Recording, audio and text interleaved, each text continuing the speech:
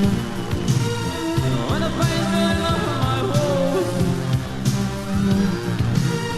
there's a man outside. Oh, God, there's smoke and a cigarette. Gary Newman was born on March the 8th, 1958 in Chiswick Hospital, London. He is now 28, a self-made millionaire with a long list of hit records that spans more than 7 years. He is one of rock music's most innovative superstars. The loyalty of his fans, almost fanatical at times, is remarkable. And yet the music press has attacked him more viciously and more consistently than practically any other performer in British rock history. He is one of the business's most enduring and outstanding artists. One of those rare things, a phenomenon. This is his story, in his own words.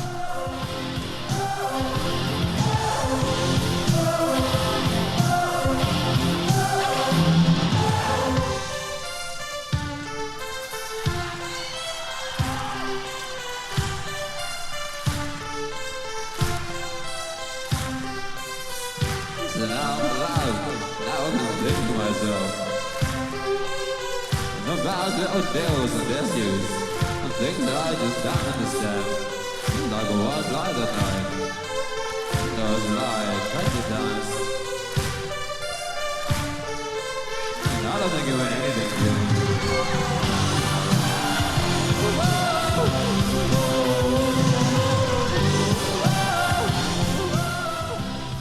Did you enjoy school?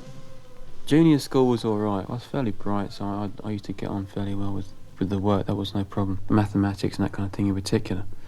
But it wasn't until I got to the second or third year-ish of the grammar school. See, the problem then was women reared their ugly head. What, at grammar school? Pardon the expression. Yeah, mixed school. And so then you get into you start to show off. And unfortunately, as children, the way of being I suppose growing up, if you like, is to misbehave, which sort of looking back at now is stupid, but at the time that's the way you are, isn't it? The more you misbehave, the more the girls think you're great, the more you enjoy their attention, if you like. And it was at that point that I started to get involved in that kind of behaviour, unfortunately. So from that point onwards, I loved it. Yeah, it was great fun. I used to go to school if I was ill, because I used to have a real lot of fun at school. Work wasn't a problem, you just didn't do it. At the grammar school, the punishment was detention. And if you didn't go, they just give you some more, so you didn't go to that. And I'm not saying that was clever, I'm saying it was silly, but at the time, there was nothing to stop you. You could simply do what you wanted, and there was very little they could do about it. I think as a child, you don't see the point of it, you don't see the use of it in later life. I remember I used to see my relatives getting shirts for Christmas, and I couldn't believe, how could they want a shirt when I was getting a train set? I couldn't understand it. You could do it, and obviously as you get older, you have different values and things. But school seems to come at a wrong time for a child. It seems to come at a time when he least appreciates it and least wants it, which is a very thing that he does need most of all. But he hasn't quite got the mind to accept it, which is a shame. What sort of boy were you at school, at that grammar school? I was bright enough. I mean, when I went there, I went straight into the A stream, into the alpha classes. So academically, when I arrived there, I was sort of highly recommended, I suppose. But because of the behaviour problem, the work suffered. And at one point, the third year, I had to do the third year twice, because they said I hadn't got to a high enough standard to go on to the fourth year, which is a bit of an embarrassment. But I turned that into being look at me, how tough I am. I've got to do the third year twice. It was very, very stupid. And looking back on it now, I regret it enormously. I regret that I can't hold sort of conversations with people about historic subjects, or geography. You've played Trivial Pursuit? No, I haven't yet. Well, I played Trivial Pursuit with people that worked hard at school, and it's damn embarrassing, because they blitz you with it completely. And I know nothing. That is entirely down to the fact that I didn't behave at school. I don't think I was particularly popular with the teachers, obviously, because I was disruptive. In fact, when I got expelled from the grammar school eventually, he said on my report that I was a disturbing influence on the rest of the school. And that was purely because of my behaviour. And at the time, it was something I was extremely proud of, and something that, looking back on now, I'm extremely ashamed of. What about your character? Obviously, you sound as if you had a very strong character as a young boy, to stand up against the teacher. Was that because of you, the person, or because of the system of the school, which lacked that punishment you spoke of? It certainly was because the school lacked any kind of method or means of stopping me from doing it. And if there'd have been things like caning, like there was in the school I went to afterwards, then you would have certainly have seen a change in my attitude and I'd have knuckled down a bit. What about home at that time, Gail? How did you behave at home? I was like an angel. And why? No problem at home whatsoever. Why was that? Because I respected my father and my mum. Still do, obviously. I thought whatever my dad said was right. I was very, very aware that he was bigger than me and stronger than me and was very much in charge of what was going on. And if I misbehaved, I knew I'd get punishment and that he would back it up and he would see it through. And so there was something to be feared, but in a way that commanded respect, which school didn't have. At all, it's quite the opposite. There was no respect for teachers that made silly threats, and we all knew, well certainly I did, that they couldn't back them up. And so not only did you take no notice of their threats, but you lost respect for the person giving them because you knew it was hot air. And as a child, if you see that sort of thing and you see that weakness and you exploit it, and that's exactly what I did.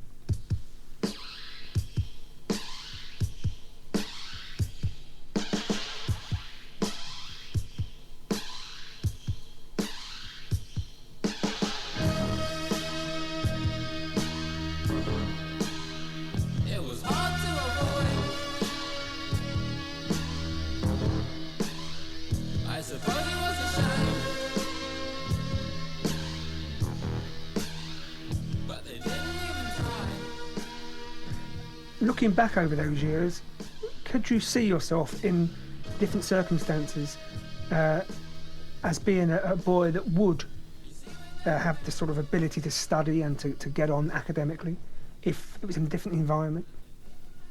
If it was studying for something that I could see a point to and that I wanted to have, like now, if I was at school now with my attitude now, then I would study very, very hard and try and get as many qualifications as I could. But bearing in mind now, I've proved myself, if you like. I've become successful in various ways. So I no longer have to show off to impress. Didn't it ever cross your mind at that time that with no O-levels, not even one O-level, that would sort of affect you finding a job when you eventually left school? It possibly would have done. I mean, when I first went to school, at the grammar school, I was very keen on being a pilot, more so than being a rock and roll star. I mean, that was something, but that was more of a pipe dream in the back of my mind. What I really wanted to be was a pilot, an airline pilot. We had a careers talk at school where it was explained to us that the percentage of people that become pilots is extremely small, almost impossible not to win in the pools. Now, it turns out that advice was quite wrong, actually, and quite incorrect in almost every aspect of it. And the figures that they quoted, the difficulty of it, it is difficult and it is hard, but it was nowhere near the way they explained it to me. And because of that advice, I gave up there and then, that very morning, on becoming a pilot, and decided that, if I'm going to do anything, I might as well be a pop star. At least for that, you don't have to be intelligent in terms of having O-levels in geography and maths and stuff like that. You need to be a bit sus, perhaps, and have skills in certain things, but you don't need a school curriculum qualifications. And so the incentive to work at school just went out the window as quickly as that, and it had gone. So the whole reason for me being at school, the school destroyed in one morning. With some stupid advice about the very thing that I'd chosen to do, which is unforgivable, really. You know, to train people to become sort of like field workers at Dagenham is wrong. Not because you shouldn't be a field worker at Dagenham, because it's very necessary and vital, but it lowers your horizons perhaps a little bit. If that's all you're aiming for, then that isn't so good. If you're aiming for higher than that and you get that far, then that's fine. But if that's all you ever want to achieve, then I just personally think that there should be more than that. Schools should instill more ambition in people than that, and they don't. I think they train the masses for the masses, for those kind of jobs, and I think that's wrong. You mentioned that your school lacked discipline. Do you think schools should be strict with discipline? Yeah, I think. What sort of discipline would you say would be the right thing for young children? If I misbehaved, I would be sent to the headmaster. Now, first of all, or the deputy headmaster. First of all, I was very, very frightened of him. But slowly but surely, I realised that all he did was shout. And it was no big deal. And to go back to the class and say I had to go into the deputy headmaster this morning was almost like getting a medal. Headmaster's detention was the biggest thing you could get. You had to stay behind for an hour, I think it was, on a Tuesday night. And if you think that's the most serious thing that they can do, big deal. Well, what does that matter to a 16-year-old boy? So what if you didn't go? So they give it to you again next week. No, you already got it for the next 2 weeks now, so you didn't go to them either. And that's all they could do. And so what kind of deterrent is that to misbehaving? That's nothing. It doesn't promote any kind of discipline in the school. And if there's indiscipline in schools, then you're certainly not going to knuckle down and start doing your lessons or learning. And what good is that? You're going to have a load of people coming out who have got no respect for authority whatsoever, no education whatsoever. What do you think then would have affected you? What sort of discipline would have disciplined you? When I was getting caned, the school after grammar school, I went to a school, Stanwell Secondary School, and they had caning. And that was a shock. I got caned on my first day there because I went in there, with a big lad being expelled from grammar school, what a little toughie I am, misbehaved, and they went whack. So that was it. Learnt me lesson. Stopped you in your tracks. That shut me up well and truly. Very embarrassing, and it hurt. And so you learnt very early on, you misbehave in this school, and it's going to hurt. And it worked. And but I didn't turn into an angel, but I certainly sort of picked my time and place to misbehave.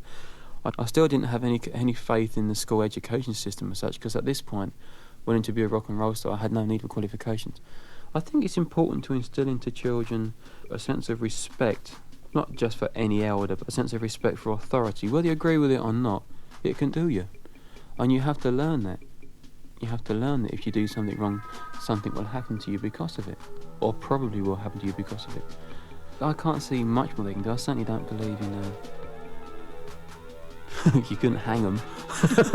Things like that. Was it to you? If I feel just a face in the wall, falling out of the ground. Now look at me, right. The school system at the moment appears to be failing. Which it is now. There's all this big talk now about the standards of school children leaving. They're far lower than they've been for years. And the discipline must have a part of it. If you don't make children learn, they won't, because children don't want to learn particularly, apart from the odd one here and there. Was it to you? There's noise, like a plaque on the wall. One of these days I'll just leave. What's it to you? As boys drown, you feel like young gods. You know what young gods must fight. Did any of the teachers, Gary, in your opinion, have a particular style of teaching which seemed to encourage a lack of discipline? We had one teacher at the secondary school, in Stanwell Secondary School, whose lesson was, we would open a book, she would then read from it, we would then have to write down what she read, although she was reading it from the book, and then read it. And I said to her once, why don't we just make us read the book? Why are we writing it down? You're spending 40 minutes of a day making us write something down, which is really rotten. Spending 40 minutes writing down dictation, that's the worst kind of lesson you can have. When it's there in the book. What's the point? Why don't you let us read the book and then discuss what the book says? It's far more of an adult way of doing it for a start, because we're then actively involved in discussing it. It's nowhere near as boring as it is. But she would have none of it. She said, no, this is the way I choose to teach. So straight away I'm up in arms about that. So I must have spent 99% of those lessons locked in the back room, because I used to get sent to the back. Is it true that you had to get psychiatric help, Gary? Not exactly. I was sent by the school to a psychologist because I used to have fairly violent outbursts at times. I used to get into little rages. Basically, I just sort of very hardly strung at that time as I was growing. My local one was Staines. He said there wasn't much he could do for me. He didn't know what it was. So he sent me to St Thomas's in London, where I went to a woman doctor. She didn't really know what it was. She seemed to think it was something to do with the family, which obviously was ridiculous. She prescribed a drug called Nardil and a drug called Valium, which everyone knows about. I was on that for a year, which is quite a serious drug to anybody, let alone a young boy at that age. I don't drink alcohol at all. Now, when my friends are going out and making themselves get drunk and making themselves like it, I was on these tablets, so I couldn't drink on these tablets. That was probably the main reason for me not being a drinker now. I never have been. I don't like it. I still don't. They didn't cure it. It was never cured at all. I mean, I'm still a little bit like that. I still sometimes have these little outbursts for no apparent reason. And really, it's just as things build up on top of me, I find it very hard to forget about it and for it to disappear overnight like most people can. And with me, it just builds and builds and builds until in the end, you know, the tiniest little thing sends you over the top and I lose my temper with it, which is quite embarrassing because you appear to be overreacting in a big way to a very trivial thing. But it's a fact that it builds up, and I can't unwind. I can't do that the way most people can. That's been a constant problem, really. Obviously, in this business, you are under a lot of strain for a lot of the time, and it does become a bit of a problem when you overreact in certain ways. It can be quite embarrassing. Don't you think today, though, that a drink now and again would help the situation, or a cigarette? I've never felt any need for it. I don't think that being drunk is particularly impressive. I don't think it makes you a man because you can drink 10 pints and somebody else can drink 5. I think that's a ridiculous viewpoint of it. I remember at school I used to watch my school friends smoking sneakily in the corner, and they would like stick it in the side of their mouth like Clint Eastwood did it and pull it out. And I used to think that they looked like silly little boys trying to be like men. And I felt embarrassed for them, so I certainly never wanted to become a part of that. And drinking, to a degree, although I had the drugs thing, I couldn't get into it either for a similar reason, that I would see the lads going out to the pubs and trying to impress people because they were trying to make their belly grow. Amazing, isn't it? Why do people want to do that? What does it prove? It proves nothing. That has nothing to do with courage or bravery or any of the things I associate with being a man at all. It's foolish. You mentioned earlier on about the school not preparing you for the real world. Did you leave school unprepared for the world outside? Yeah, very unprepared for it. In a number of ways, really. First of all, managing finance. I had no idea even how to write out a cheque. School is there not to teach you about English and geography and science things. It's there to prepare you for what you're going to be doing in real terms. When you walk out of school, you're going to get a job. You got to know all about tax. You got to know about how to manage your money. All various things to do with mortgages, perhaps. Or that's possibly in the future for most people. Renting places. Even things like car mechanics. Everyone's going to buy a car. Nobody knows how to mend one if it goes wrong. That's practical experience in preparing you for the real world. And it's probably far more interesting than learning about rock strata in Afghanistan or something, which may be of value, but it's not quite so much practical value as a simple thing like car mechanics or banks. You know, how to get on with banks and what they can do and what the things are and what various interest rates mean or whatever. That sort of thing is far more useful, and are things which I had no idea about whatsoever. So what did you do after leaving Stanmore Secondary School? I went to Brooklands Technical College in Weybridge, partly because I was very ashamed about letting my dad down because of the high hopes it had for me, partly because I didn't have a whole lot else to do, really. I had no job to go to. When I went to the college, I didn't have a bad behaviour type problem. I had started to grow out of that a little bit. Women was a growing problem at this time, even more so than before. I was 16 by now.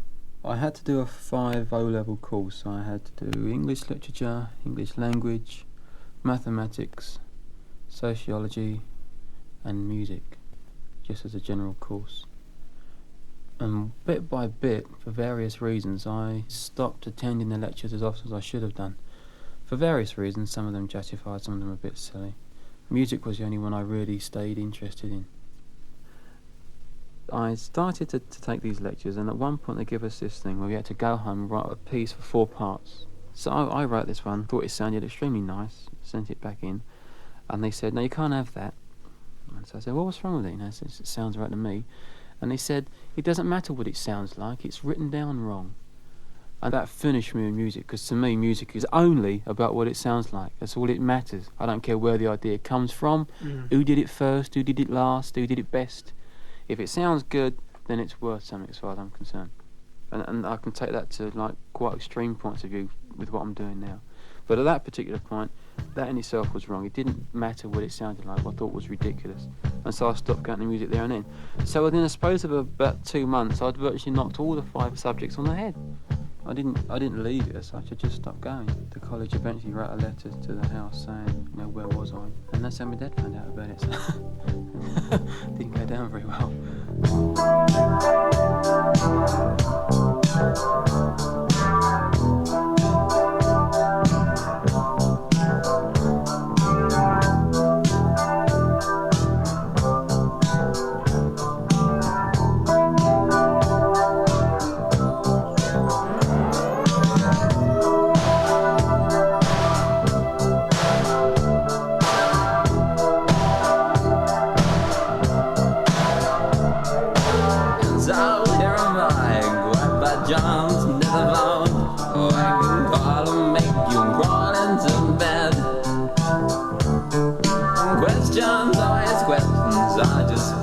Slow motion, about obsessions with boys on the floor.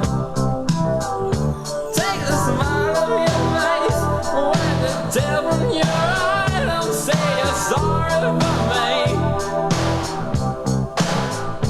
Take the smile of your face, wipe the tear from your eye. Don't say you're sorry for me.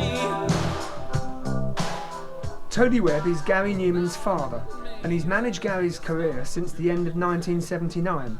I asked him how he felt about Gary's disappointing school record. Well, I was very, very upset because I always felt that the education was important, and Gary was very bright, and I always believed that he'd end up with at least a few A-levels. He went to grammar school when he was 11, and up until that point he'd done very, very well at school, and then it all went wrong. And he didn't seem to apply himself. He fell foul of all the teachers, seemed to get in lots of trouble, although at home he was still almost the perfect son, so it all seemed rather strange. But he obviously had a problem at school, and at the end of the day I was asked to go down, and eventually, after some trouble, was actually asked to remove him from the grammar school, which was very, very upsetting. He went back to an ordinary school for a year, where I thought things might get better, but they didn't. He then finished up by going to day college as a last desperate effort to get something academically. And after he'd been there for several months, I again heard from the headmaster and found that in actual fact he'd not been attending. And at that point I'd finally gave up the ghost and pulled him out and sent him off to work.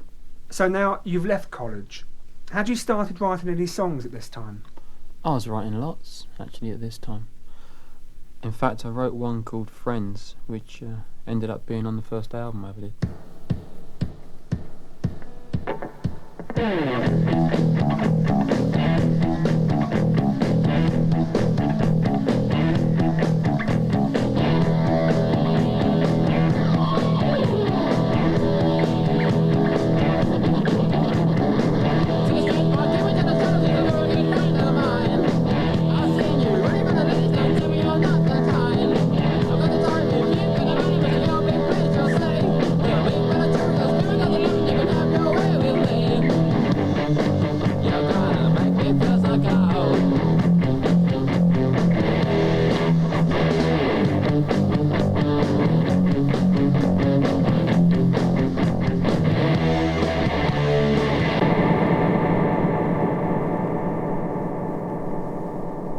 Had you started working by now? I worked for a company putting air conditioning into buildings in London. Main one I did was putting air conditioning into a big bank at Sussex Street, I think it was. I had a big row with one of the men I was working with, which ended up in a fight, unfortunately. He had a long metal rod.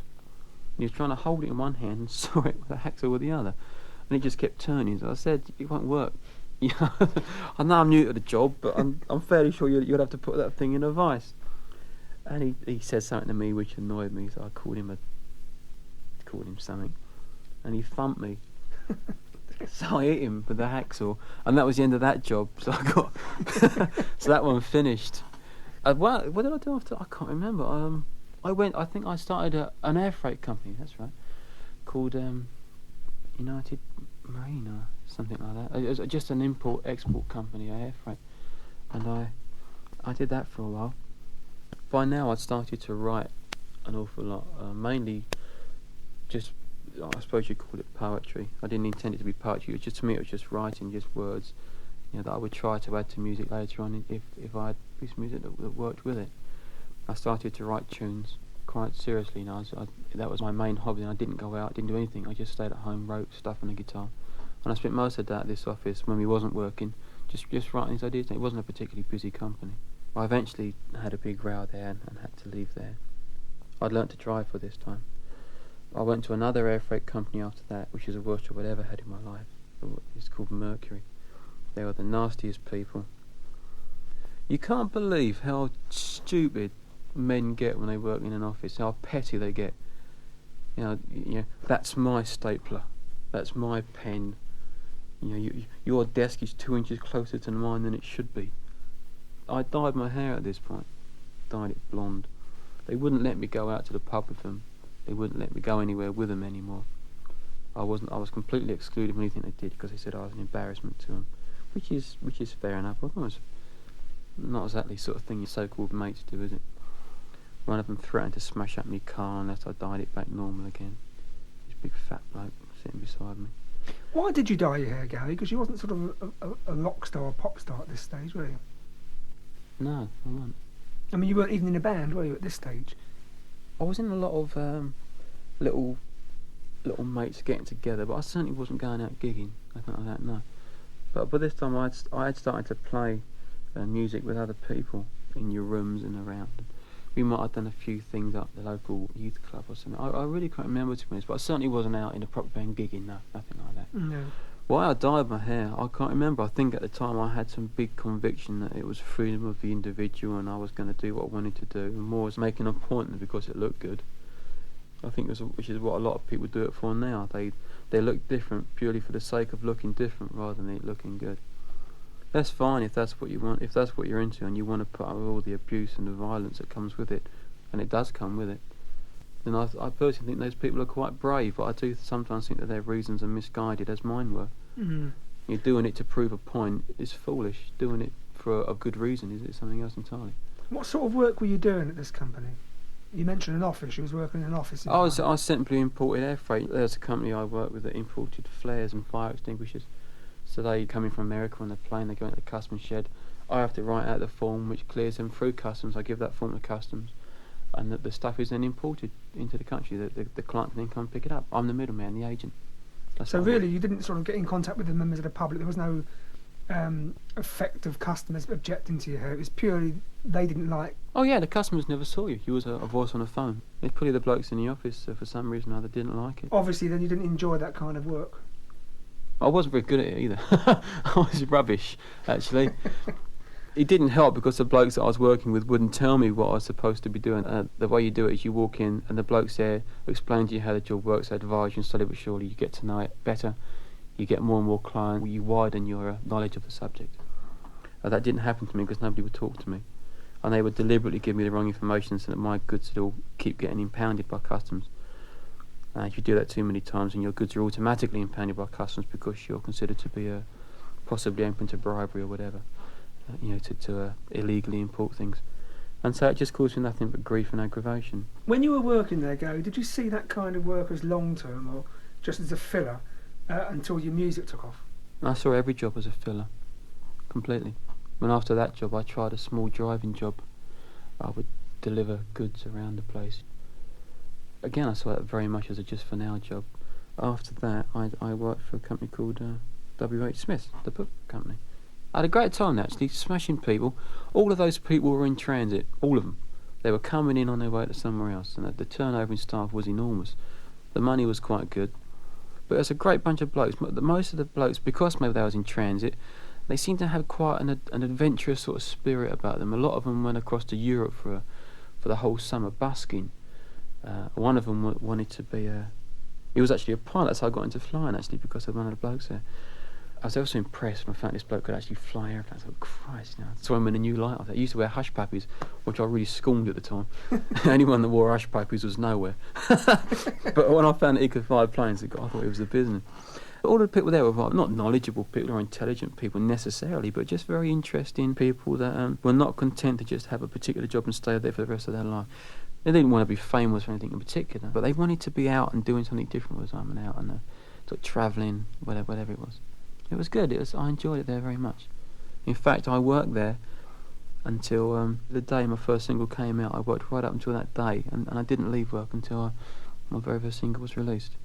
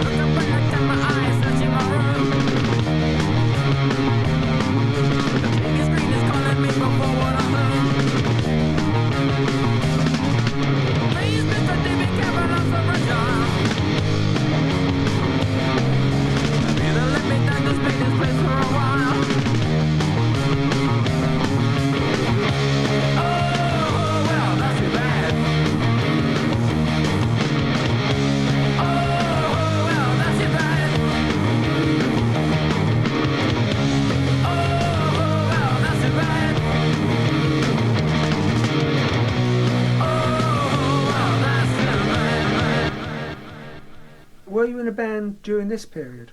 Yeah, it was Two-Way Army, and it was leading up to that period that I was involved in the Mean Street situation. Before we move on to that, one important question: were you ever on the dole? Yeah.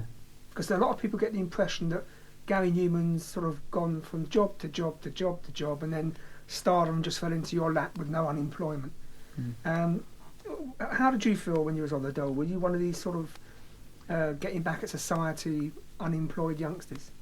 No, I wasn't getting back anyone. I thought it was quite nice that they'd give me money for not doing anything, actually. I didn't resent anybody for it. It was slightly different then because there were jobs available. Actually, I had a very, very nice man. I went to see the man at the job place. Well, he had you sign on and he send you up to job centre. And he said, what do you want to do? And he had a great sense of humour. I said, I want to be a rock and roll star. I want to be famous. And he said, well, we haven't got any vacancies for rock and roll stars. That's what he said. I thought, oh, that's a nice man, this. And he was great, and he let me have about 6 months off. I said, well, what I'll do is I'm going to advertise and I'm going to do auditions and try and join bands and find a working band. And he said, fine. And for the next 6 months, he let me do whatever I wanted. He didn't send me too often to any interviews or anything. And he really sort of like backed me and let me go out and do it, which is great. I don't know who he is now, he's gone. Smashing man, though. And it's because of that I was allowed the privilege of, if you can call it privilege, of getting money, getting the dole money, as well as whatever else I could earn from being in these little bands, and could work and gain experience and get my writing together without having to work 9 to 5 at the same time, which often prevents you from doing what you need to do in a band when you're trying to make it, because you have to travel to places and you have to leave in the afternoon to get there, and often your van will break down, you don't get back to the next afternoon, and that's the way it is when you're first trying out, everything's difficult, and the money's certainly a problem. I imagine he was quite a big help in the fact that I made it, really, that I had those 6 months. Looking back to the early days, what sort of bands did you join? What were the sort of bands you joined first of all?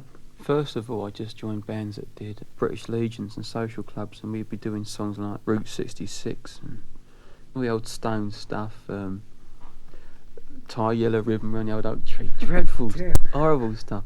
The only reason I got into some of those bands was because my dad had bought me a good guitar, and so they let me in because I had good gear, and he said send me out the back and tell me to turn down. It was, I can't say it's a good experience because I hardly learnt stagecraft, anything like that, but it was an interesting time. Looking back to those days, Gary, what do you think your reasons were for choosing music as a career? I mean, it's an industry which is fraught with all sorts of dangers and loopholes and contracts, and what made you steer towards music as a career? Well, first of all, the loopholes and problems involved in it, you don't really get to know about until you're in it, and they happen. So you're only aware, but certainly I was only aware of the good side. I was aware of the money, the girls, the glamorous life with the big houses, the flash cars, and everything I saw about it. It just seemed great to me. Everything about it seemed great. How did playing weddings and British Legions fit in with being a rock and roll star? I didn't know how to get involved in it to be a rock and roll star. I just thought that you joined a band, you played around a bit, and then somebody discovered you and you became famous. I was 15, 16 when I first started doing this. And yeah, I really was that naive. That's how I thought you did it. And then it slowly dawned on me that playing British Legions, I could play British Legions till the cows come home. I wasn't going to get famous. I certainly wasn't going to get famous by doing Route 66 and Satisfaction and Tie Yellow Ribbon. So I decided then that I really ought to start concentrating more on my own songs. I needed to start working in a different area, different clubs. I needed to start bringing to myself to an audience where the people that could make you famous were, where the press men were, where the A&R men were. A&R men don't go to British Legions, they go to the Marquee and places like that, at the London clubs and various clubs around the country. But it did take some time for that to dawn on me, really. Now, you joined a band called Mean Street. And was that your first serious attempt to get somewhere? Yeah, I didn't join Mean Street, I sort of started it. Actually, I bought the drummer his kit. I showed the bass player how to play bass guitar, and in fact borrowed my Uncle Gerald's bass guitar. Gerald was later the drummer and I for Electric. And there was another bloke coming in as a lead guitarist. It turned out he was a cocaine addict, which is why he was always late. Horrible person. It must have been pretty depressing for you to be involved in that sort of environment with such a goal ahead of you to reach. It was great. It was at the time. See, they were all my friends at that time, and I was writing all the songs because nobody else wrote any, and it was good. We did 2 or 3 gigs. The name changed every single time. In fact, they weren't called Mean Street until after they'd got rid of me. And then all of a sudden, sort of ego started to rear its head, and the band started saying things like, "You're doing everything. Why are you doing everything? Why are you singing and writing the songs?" I said, "Because none of you want to sing, and because none of you, in the 6 months we've been together, have written any songs. That's why." I said, "If you want to go out and do a gig, you've got to play songs." I said, "You haven't written any. What do you want me to do?" I said, "All right, then we won't do any of my songs. We'll do all yours." So go and get them. And they didn't. They didn't have any songs. But they couldn't quite qualify that. Bearing in mind that up until that point, I'd just been one of the lads in this crowd of people, and very much one of the lesser important ones, if you like. In any group of people, you have your big ringleaders, don't you? The blokes in charge of it all. You know, they say where you're going to go that night and all the rest of it. And I was just one of the blokes at the back. And all of a sudden, I started to become a little bit more important. And we're talking about a very, very minor level here. But within the group, I become more important. I started to become the main one. I was the main bloke in the band. And the band did become the main thing of that group of people. They followed it around everywhere. It started to become the main talking point. And so all of a sudden, I started to become a little bit too important within it. And which is hard to understand, because it really was such a tiny level, and I was ever so surprised that such a thing could happen amongst friends. But they decided, in my absence, they had to get me out of it, because I was too much of a dominating influence, if you like. And that's what they did. One day I turned up to pick them up, and they'd gone without me, because I used to be the Joe idiot that used to drive them everywhere in my car for nothing. They just used me a bit, really, I suppose. How did you feel about that, being used? Well, I didn't realise it too much until this thing happened. You know, when I picked them up, I went to pick them up, they wasn't there, so I went up to the club we were supposed to be going, and nobody would talk to me. No one, not one single person. I went up to them and I said, "Oh, hello, I thought I was supposed to be picking you up." And I said, "Yeah, well," and they all walked off, and that was it.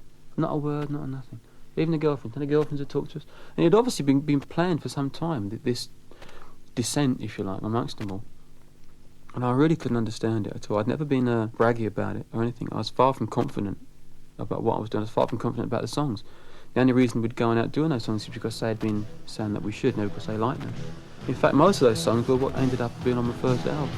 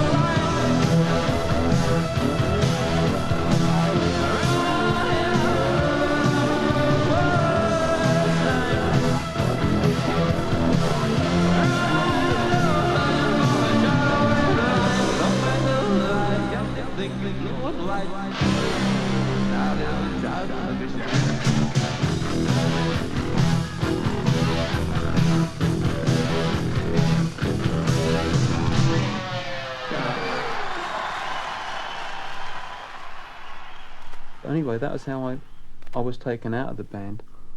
And then he went on to be called Mean Street, did about 2 or 3 gigs, and then faded into obscurity. How supportive were your family during this period, Gary? 100%. Couldn't have been more so. In fact, it was a lecture from my dad that really got me off my backside and got me to start doing, sort of joining these, the British Legion bands even initially. He would say to me things like, what are you going to do? And I'd say, I'm going to be a famous rock and roll star, Dad. Did he take you seriously, Gary? I don't know. I think there come a point I can remember clearly. Me said, "Oh, good, that'd be nice, wouldn't it?" And then one day he turned on me and he said, really incited me. He said, you said you've just been you ain't done nothing. You're blowing out school. You're blowing out college. You ain't got a job. You said you're doing nothing. You're sitting on your ass doing nothing. And all you do is talk about it and dream about it. You ain't going to do nothing. You're a waste of time." And he said he was sick of it. And it really came as a shock and a jolt to my system, and I got off my backside the very next day and started advertising and started doing something about it. And I think within a couple of weeks I was in the band and working. And then my dad, bearing in mind my dad was just a working class bloke, a normal working class man. He worked at British Airways or he was a lorry driver sometime. He bought me a really, really lovely guitar, which was a lot of money for those days, a real lot of money, for like a month's wage at that point. A nice amplifier. He bought me the gear that I needed to go out and start playing. And he's been like that throughout. He bought me a PA system, a van, all with a pretense of me paying him back, but he never took any money back for it. I lived in the house virtually for nothing. Did your mother work at this time? Yeah, I think she was working, yeah. Yeah, she was, that's right. She was working for a lemonade factory doing telesales. And again, my mum was right behind us all the way. And she used to dye my hair for me, cut my hair for me, yeah. Some people would say you come from a sort of a privileged background in the fact that your parents are very close. Your family unit is very close. Most people don't have that sort of background. How do you think you would have fared, look at it from the outside, if you came from a background where they weren't supportive, where they were nagging you to get a job all the time? I would imagine it'd been far more difficult, yeah. I certainly wouldn't have had the financial backing of my dad if I'd come from that kind of a family. I had my period on a dole, but that was quite late on. And I'd had started to sort of be around bands at this time. So I was working, but I certainly hadn't done anything as far as career-wise in a job was concerned. I hadn't gone to a good job and tried to further myself. I'd just been doing drifting kind of jobs. But without their support, I don't know if I would have made it or not. It certainly would have been more difficult. My dad, for example, paid for the studio session that got me the contract. The songs that came from that, I took around and eventually got the contract with the Beggars. I asked Tony Webb what on earth made him invest his life savings when Gary never even had a recording contract. Did he believe at that time that Gary would one day be such a huge success? Well, first of all, I never thought about it as investing my life savings. Gary, my eldest son, just left school and he could have gone into all sorts of things, and he chose to go into music. I was fortunate enough to have saved up a few £1,000 with a bit of luck, and Gary needed bits and pieces. He needed a guitar and amps and PA and various bits and pieces like that, and so I upped him by buying them, the same as I would have done if he'd wanted to be a car mechanic and he wanted tools or whatever else. So I never even thought about it in the terms of investing, and I didn't think about it in the terms of my life savings. I wasn't that old that I had to worry about, that's got to last me for the rest of my life.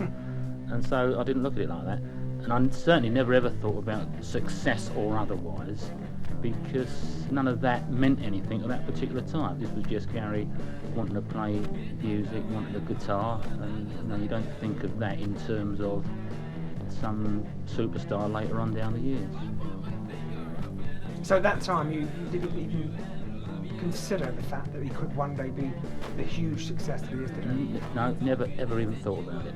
It never occurred to any of us, I don't think. Probably Gary and I, I'm not sure.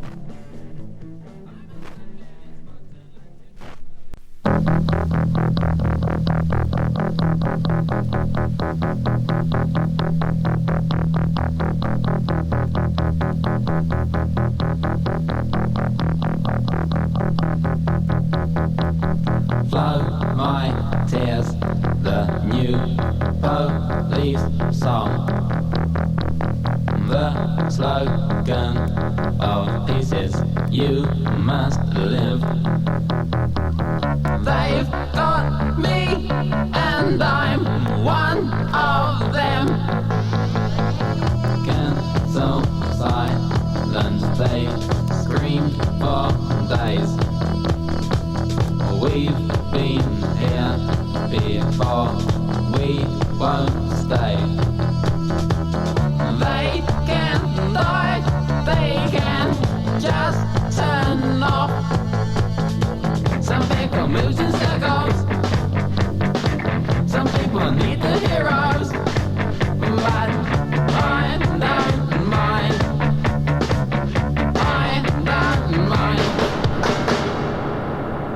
How did Tubeway Army start?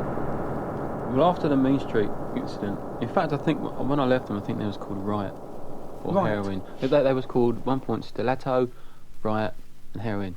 Quite heavy metal names, really. After that, I thought, well, I didn't think much of that, which seemed to be the problem of becoming the front piece of a band. It seemed to attract quite a lot of hostility. So I thought, well, what I do is I do need experience, and I do think that what I'm doing in terms of being in this kind of a band is right. I just join a band, stay in the background a little bit, get experience, and then maybe when I'm a little bit more knowledgeable about it, I'll make me move and start to move forward again, having learnt my craft. You see, by now I'm starting to think a little bit more clearly and slightly more adult about it, at least. And more calculated too. Yeah, very. But as usual, things don't always go to plan. I saw this band called The Lasers advertising for lead guitarists. Joined them, turned out to be Paul Gardner, another couple of blokes. I got on with Paul straight away. I picked him up and he then took me to where the audition was. So on the way there we sort of chatting away. Smashing bloke, lots of similar interests and things. So by the time we got to the audition, he was like a little ally. Paul had been doing the singing up to that point with the band. Anyway, did the audition, some other people come in, they did their auditions. I don't think the other two blokes are particularly keen on me, one way or the other. I don't think I was that bothered. I did have good gear that my dad had bought me, so that was a factor. But Paul was very keen on me being in. Apparently, Paul said later on, talking to me, that the things that I wanted to and the ideas that I had, he thought that there was something in it. So he didn't sort of want me in the band because of my guitar prowess, which wasn't that good, really. You know, you could see something else in there. We started to play their numbers, did a rehearsal. Paul was doing the singing, which is okay. He could sing all right, you know, a bit of a strain on some notes.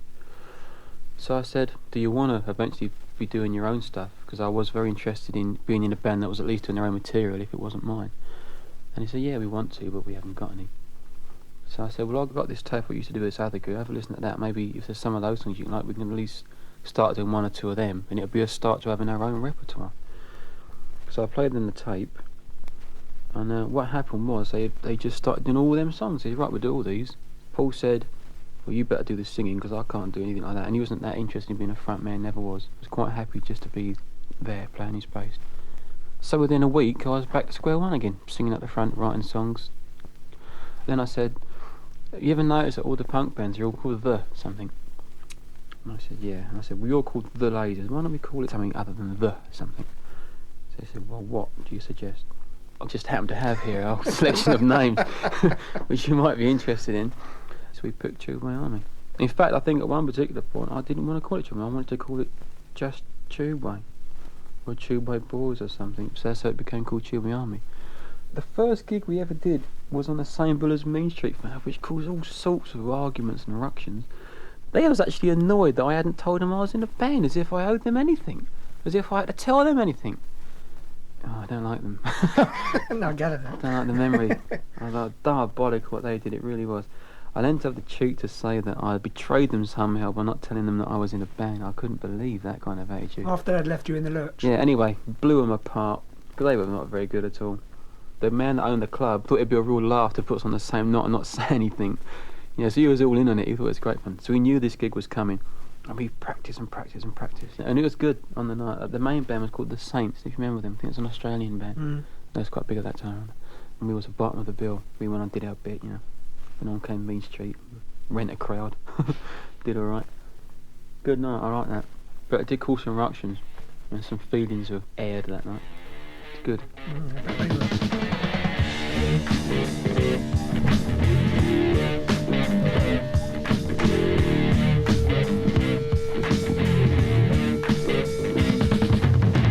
My friends have been demoted to stay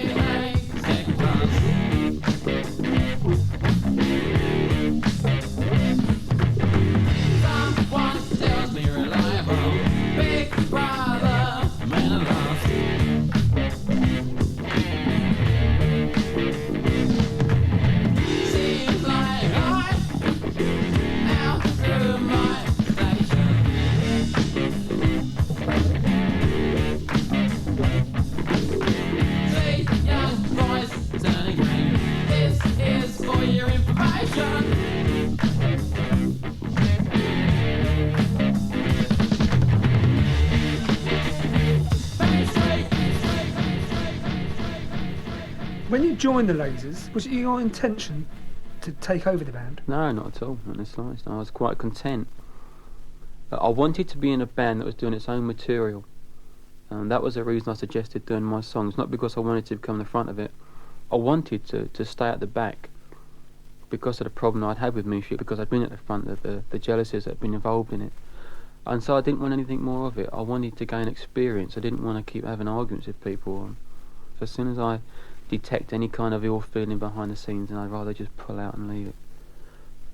Who were the original lineup of Chew by Army? Was it sort of the Lasers now become Chew by Army? That's right. I can't remember the name of the other two lads. It was me and Paul. I can't remember their names even now, which is a shame. The reason that they left, or that me and Paul left them, was we had a gig coming up. We was only doing like one every fortnight, so nothing important. We had something coming up, which to us at the time was quite important. We had a practice planned, and one of the lads who had been like in charge of the band before I strolled along, just cancelled it like that.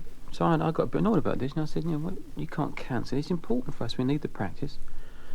He said, well, I didn't have any money. It was £2, and I couldn't afford it, and all the rest of it. So I said, well, you really should have, sort of spoke to the rest of us. There's 4 of us in it, and it is important for all of us. And if it was only £2, I would have given you £2, just so we could have had the practice. Then a few more things were said, and it became obvious that it was happening again, because I'd gone to the front. So I said to Paul, I've had enough of this. I'm off. I was a little bit childish, so I said, it's my name. I'm going to take the name with me. And Paul said, no, I've had enough to it, so I'll come with you. Me and Paul then were like inseparable until he died, really. I remember you told me an incident actually which happened as you drove over the Hammersmith flyover and looked down on the Hammersmith Odeon, and the conversation you had with Paul. Can you remember that? Yeah. I was coming back from that gig, actually. It was the first time it happened. The Hammersmith flyover goes past the Hammersmith Odeon. Well, that to me was always like the best gig in the world. If you had played Hammersmith Odeon, you'd made it, that was success. We always used to say, we used to say one day.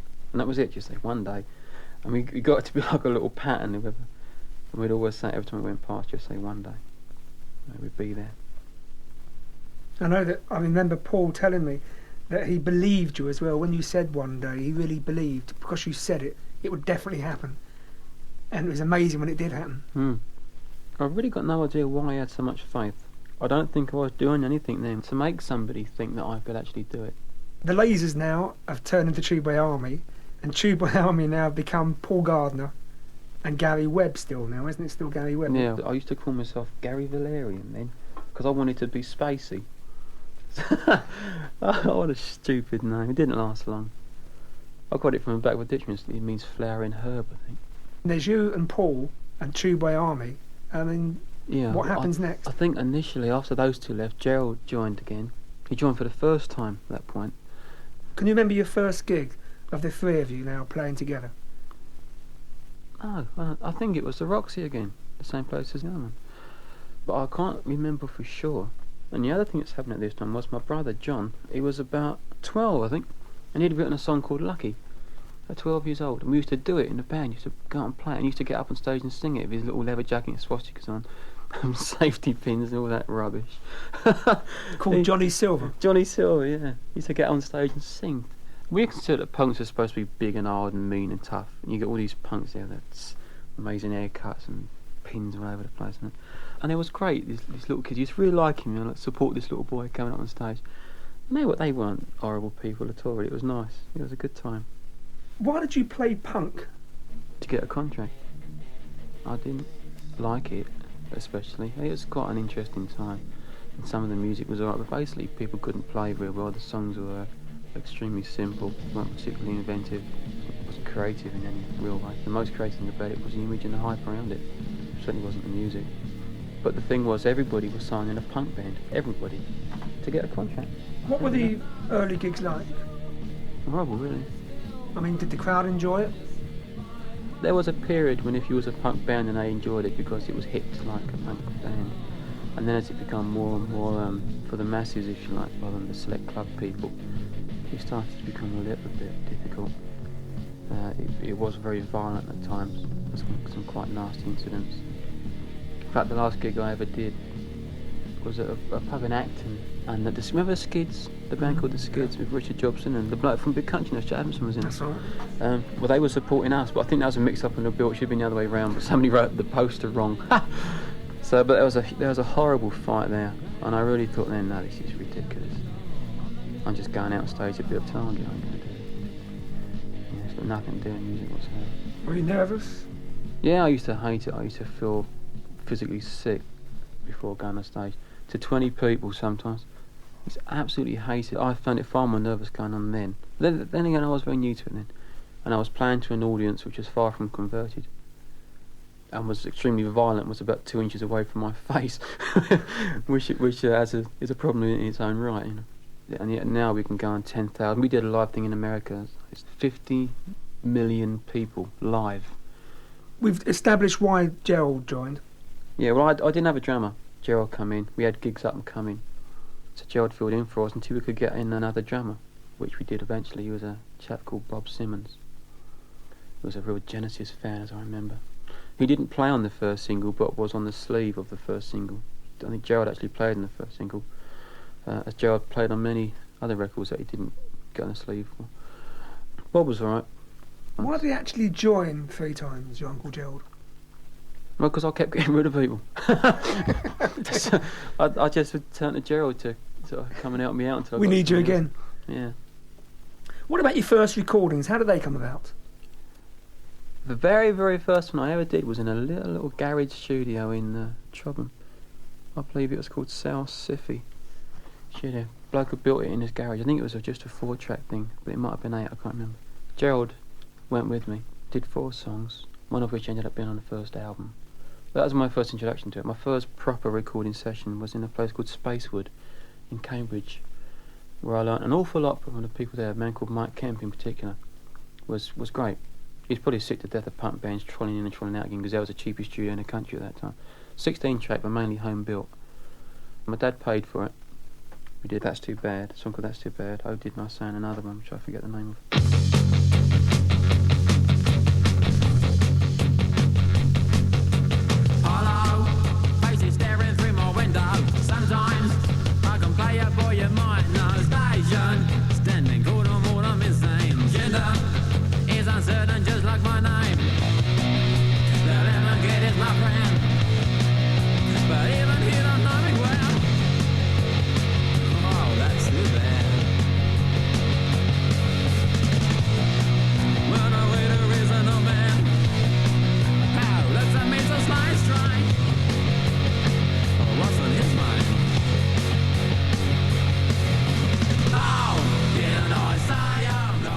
Like being in the studio for the first time?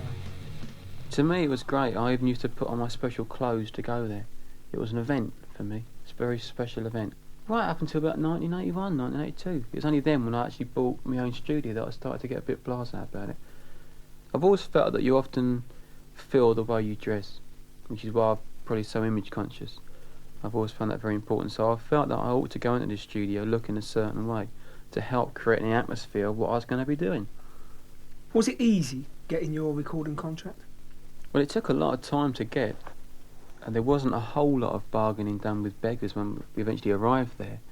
I believe the only reason beggars took us was because my dad had bought us a van and a PA system, and we had our own gear, and we'd already recorded the songs. They didn't have to do it, so they had to put out virtually no money. To be fair to them at the time, they did say that they couldn't afford to take on another band at that time, which I know from now my own experience. A new label is often very stretched financially to actually be able to promote new bands because they only take so many, you see. And so because we had all this gear, again thanks entirely to my dad, who had now spent his life savings on this equipment, which is unbelievable really when you think about it. Just a working class bloke spent about 20 odd years of his life working to get this little bit of money, and then because his son wants to be famous, I don't believe my dad thought really in sort of heart of hearts that I would make it as a big success. And why Beggar's Banquet? They're the only one that would take us. In a nutshell. Yeah. We tried for a long time. We went round to label after label after label. I did initially myself, then I just lost heart. But Paul carried on going, and they just kept turning us down all over the place. If somebody doesn't pick up on what I'm doing straight away, then I dump it, and I just start on something else. I don't constantly try to work and work. Now if I put out a single nowadays and it doesn't sell particularly well, I'm straight back in again and do another one. Some people, they don't give up on that single. They bring it out, take it out for a month or two, represent it again a few months later, have another try with it, until one by one they slowly picked up on it and it becomes a hit. I'm not like that. I can't. To me, once something's done, it's done and it's out and it's finished. And if nobody wants it, I'll go and write something else. So you're a very good combination, really, then, weren't you, you and Paul? At that time, yeah, Paul was the one that was going out and still trying to sell it. And he walked into a record shop one day and was just chatting to the bloke behind the desk, behind the counter. And the man said that the company he worked for, which was Beggars Banquet Shops, they just started their own little label. And they had a couple of punk bands on it, or a punk band on it. And so Paul took it to them, went up to Wells Court and passed it on to like Martin Mills and Nick Austin. Because isn't that the shop where they had a studio in the basement? No, they had one in Fulham which had a rehearsal place in the basement. The one Paul went to, I think, was in Ealing, where Steve Webben worked. And Steve sort of became a great friend later on and was very helpful later on. But he just worked behind a shop at that time. The main office was in Earls Court. I believe they had 3 shops then. Mm. In fact, I helped them build another one in Richmond. I had to go in and help and put the shelves in and all that. God, I wasn't famous, but I signed to them. So it was like a little family. It was great. Me and Paul used to troll off and go out and build a shop. I don't know if it's still there, but if anyone goes to that record shop in Richmond, I built it. But why do you think Beggars Banquet decided to sign Cheap Boy Army? I suppose, well, you have to ask them, really. They saw what I'd done with the That's Too Bad single as being punk made commercial, not quite so anti in the lyric. And the fact that we could play helped enormously. One of the first punk bands I could actually play properly. We weren't great musicians, but at least we could play in tune and we knew what a note was. you normally sung the note you played. Now, you were working at W.H. Smith's at this time, weren't you? Mm. Did you immediately stop working when you were signed up by Beggars? No, I worked out. I think the single came out February the 10th, 78. When I worked up until then. The other thing to say about Beggars, it wasn't until they got us a gig at the place called the Vortex, which is in Wardour Street. I don't know if it's still there or not. They came to see us live once in this gig. It was only third on the bill to a reggae band called Merger, I believe. In fact, we were supported. Adamant once there, I think.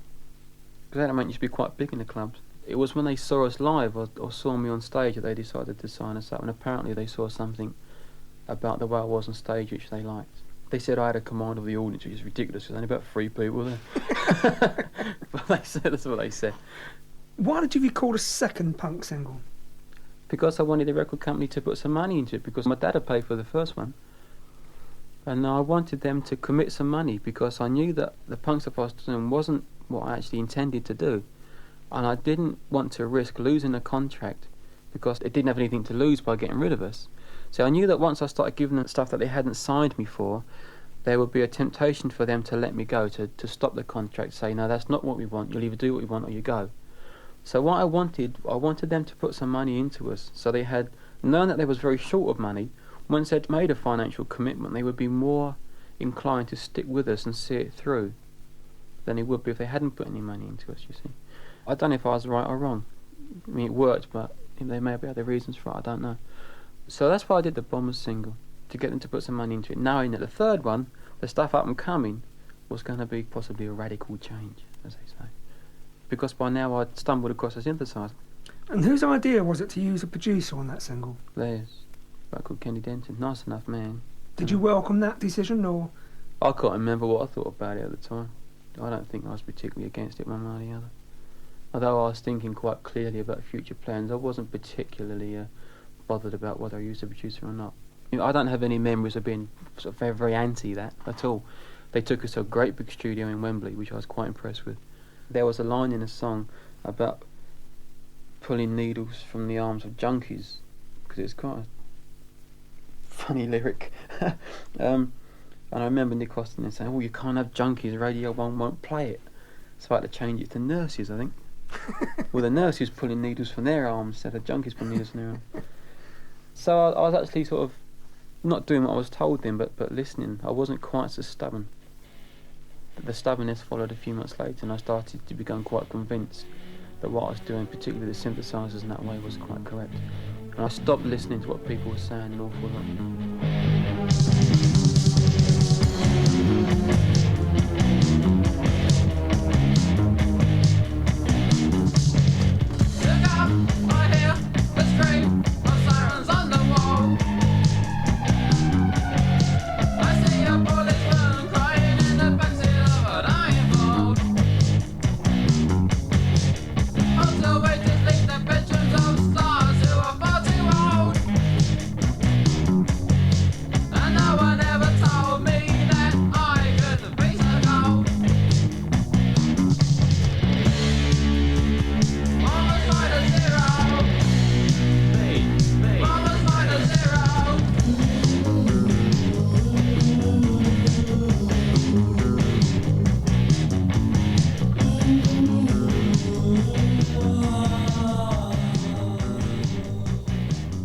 Who was Sean Burke and Barry Ben?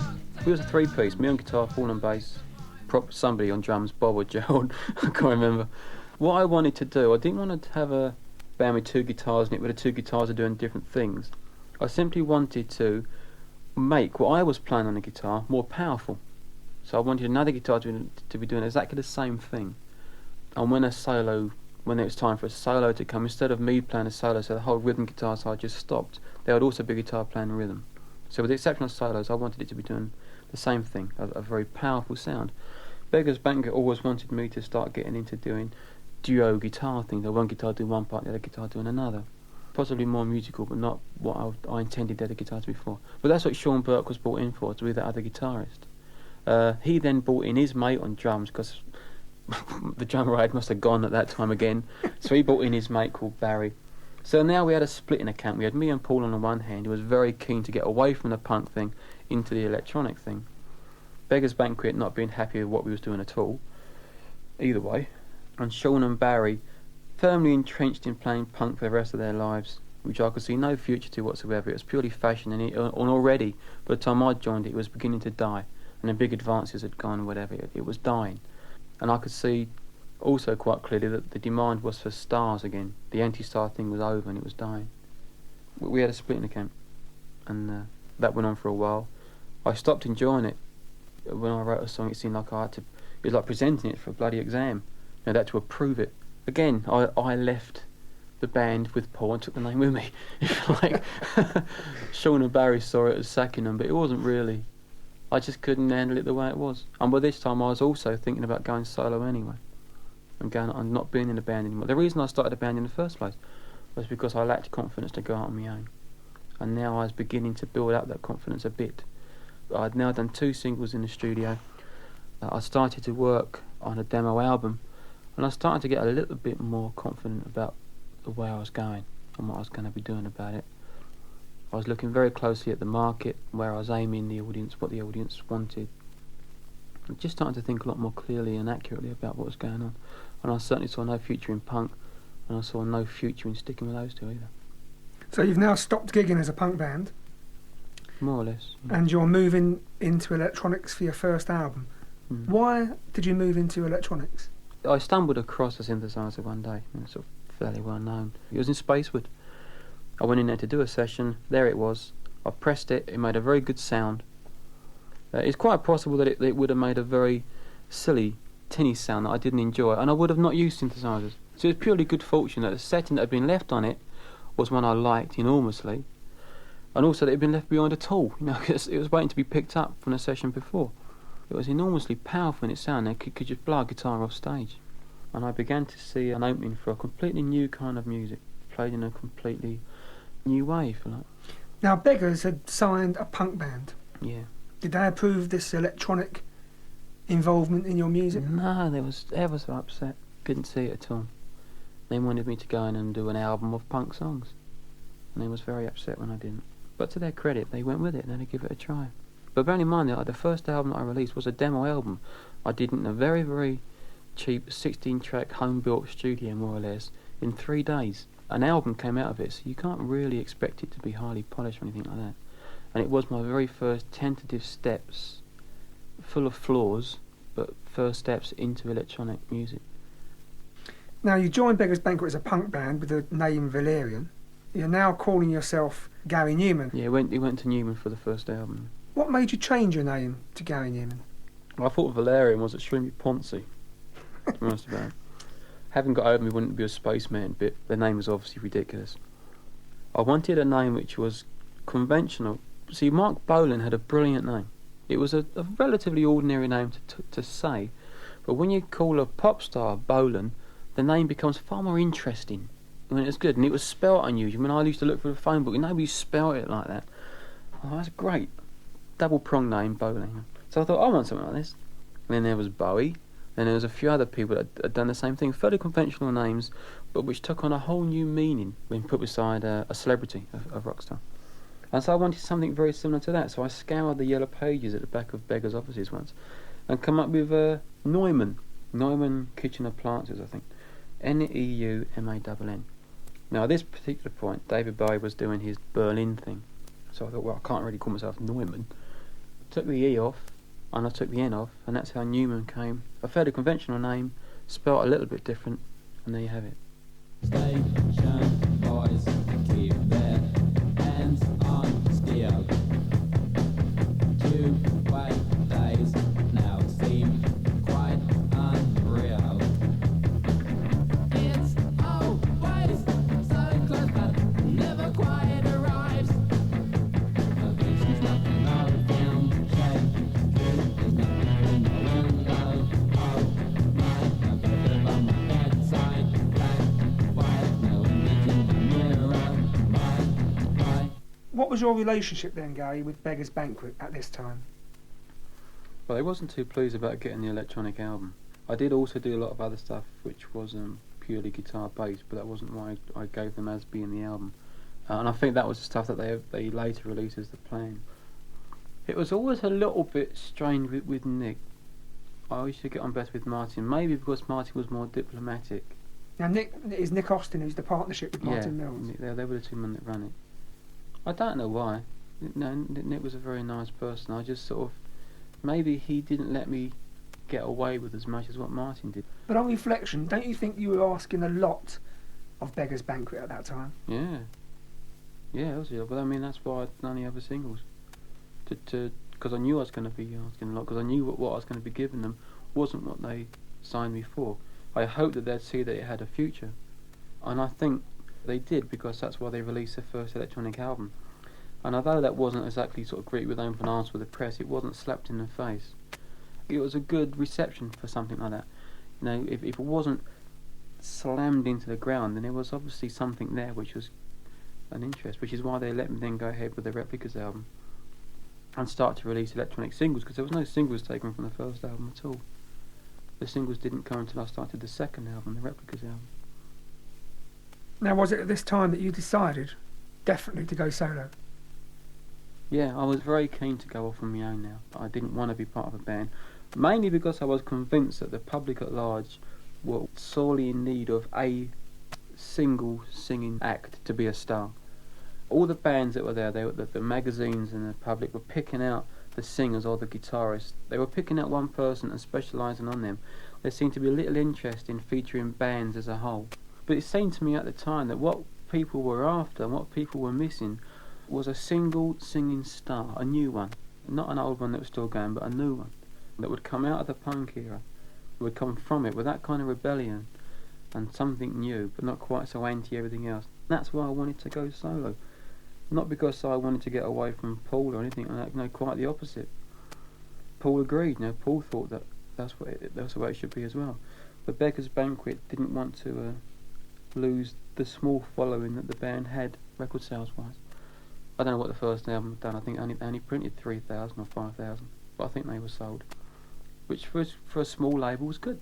The fact that Replicas went on to do about 1 million around the world was, you just couldn't comprehend anything like that. To sell 5,000 albums was good, and I was very reluctant to put out another album without the Tube Army name being on it, because I was reluctant to lose that small impetus that they'd gained with that first album, which is quite understandable, and I understand it more now than ever, having got my own label. And did you see that opening for a new type of star? Did you really see the time was right? It seemed so to me, yeah, very much. Especially coming out the end of the punk thing. It seemed the perfect time for it. That the music had been stale for a long time, punk had come along, turned the whole thing upside down and a whole new breath of fresh air into it, but hadn't put anything of any class out. And that's the only thing that was missing, the one big star that come out of it, that seen it all going, learnt all the lessons and did something different that was musically competent at least, and somewhat different to what had been going on. Punk was simply badly played heavy metal without the posing. Was it a deliberate move to use synthesizers as a new form of music to launch yourself? The two sort of went hand in hand, really. I felt synthesizers could help me enormously with the music I was doing, because they had the sounds I wanted and had been missing without realising what it was I wanted. It's only when I found a synthesizer, it's like a sort of bit of eureka, there it is, that's what I've been looking for. There was that element of it. There's also the element of it that I could help synthesizers to become a thing, and the two would go hand in hand. I was very aware of the limitations of performing with a synthesizer, because it's not a particularly visual instrument. I mean, it's not visual at all. In fact, the old ones, you daren't move them. as soon as you moved them, they went out of tune. They was a complete different generation to what they are today. We now get on to replicas. Where did you actually record replicas? A studio called Gooseberry, I think it was called. Can you remember how long it took you to record it? Yeah, 5 days. 5 days? Mm. Looking back, did you expect that 5-day album to make you a star? Nah, not at all. The reason for doing replicas was, with the first album I knew I'd started some kind of new music. I was aware of that. I didn't think it was particularly good, but I knew that I'd started something new. With replicas, I wanted to make it good. I wanted to start a new form of music, which lyrically was interesting and would have some kind of a class about it. Now, looking back on it, I think it failed dismally. I don't think it's a particularly good album at all. I think some of the songs are okay, very badly produced. 'Cause I did it not very well. I wasn't very experienced at that sort of thing then. They're not particularly well played. I'm not a good keyboard player now. I certainly wasn't then. I'd only been playing keyboards about 9 months then. You know, at the most. I'd never even touched a piano before. My mum bought me the piano that started it all. She bought me an old second-hand upright, which I started to play at home. Completely out of tune, but I'd started to learn how a keyboard worked and how it went together. Went into the studio and hired a synthesizer in that beggars lent me the money for, and did it. I didn't dream that it would do what it did. I thought it might make me a small cult. I thought it might make it possible for me to become well thought of in musical circles, an interesting person. That's what I'd hoped from it. But bearing in mind, when I was doing that, I'd already started to write Cars and the Pleasure Principle album, and it was that one that I was quite confident could actually do something. So it must have come quite a shock to you then when, bump, replicas... Well, first of all, Down in the Park came out as a single. I mean, that was a 5 minutes long, whatever, long song. Didn't get any radio play, and yet sold 3 or 4 times what they'd sold before, and 2 or 3 times what the previous album had sold. So Beggars Banquet, I'd imagine, were quite happy with this, really, because they got an album done in 5 days in a cheap studio. They must have earned their money back on that one single alone. Mm. And all of a sudden, you know, something's happening here. You know, this electronic thing is taking off. The single was quite well received. It's probably the only single I've ever had good reviews for in my life.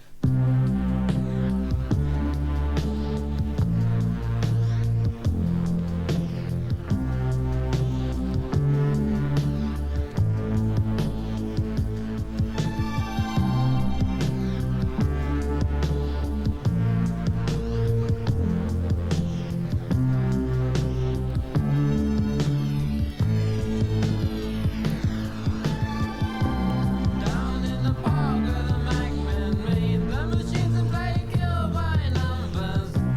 Down in the park with the friend code 5. I was in a car crash, or was it the war? But I've never been quite the same. Little white lies like I was there.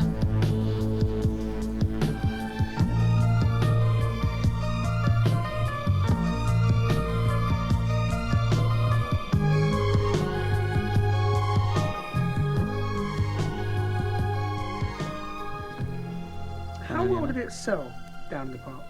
As I say, it did 10,000 copies, but only in this country. It hardly did anything around the world at all. I don't even know if I was released around the world at that time, so it was just this country. And 10,000 is nothing. It really, you know, in terms of being like a successful act, is nothing at all. It's a drop in the ocean. But when you've only been doing 3s and that kind of thing, and then over a period of 6 months, it's an enormous jump. And I thought 10,000 people have been out and bought that. There's 10 times the amount of people used to be in my school. It seemed like an enormous figure to me, and I know Beggars are very pleased about it, and were very encouraged by it. And then the album came out, didn't do much, a few thousand, and then out come Our Friends Electric. Before we move on to that, what is Replicas about? It was just an idea. I used to read the newspapers about the violence and the way things are going in the world, and it was just a very young man's view of what might happen in so many years' time. I didn't consider it likely. Well, it was vaguely possible. It was just the most interesting thing that could happen. The police force are no longer men, they're cloned machines. Have you seen the film The Terminator? This was interesting, because The Terminator is exactly what Replicas was about. You got an extremely advanced machine with a cloned human skin. And that's what they were. That's what the Macmen were. They were like a super elite police force, if you like, unbelievably strong, virtually indestructible. The only way you could tell them was their pupil of their eye was different to ours. It was a horizontal bar. I saw him turn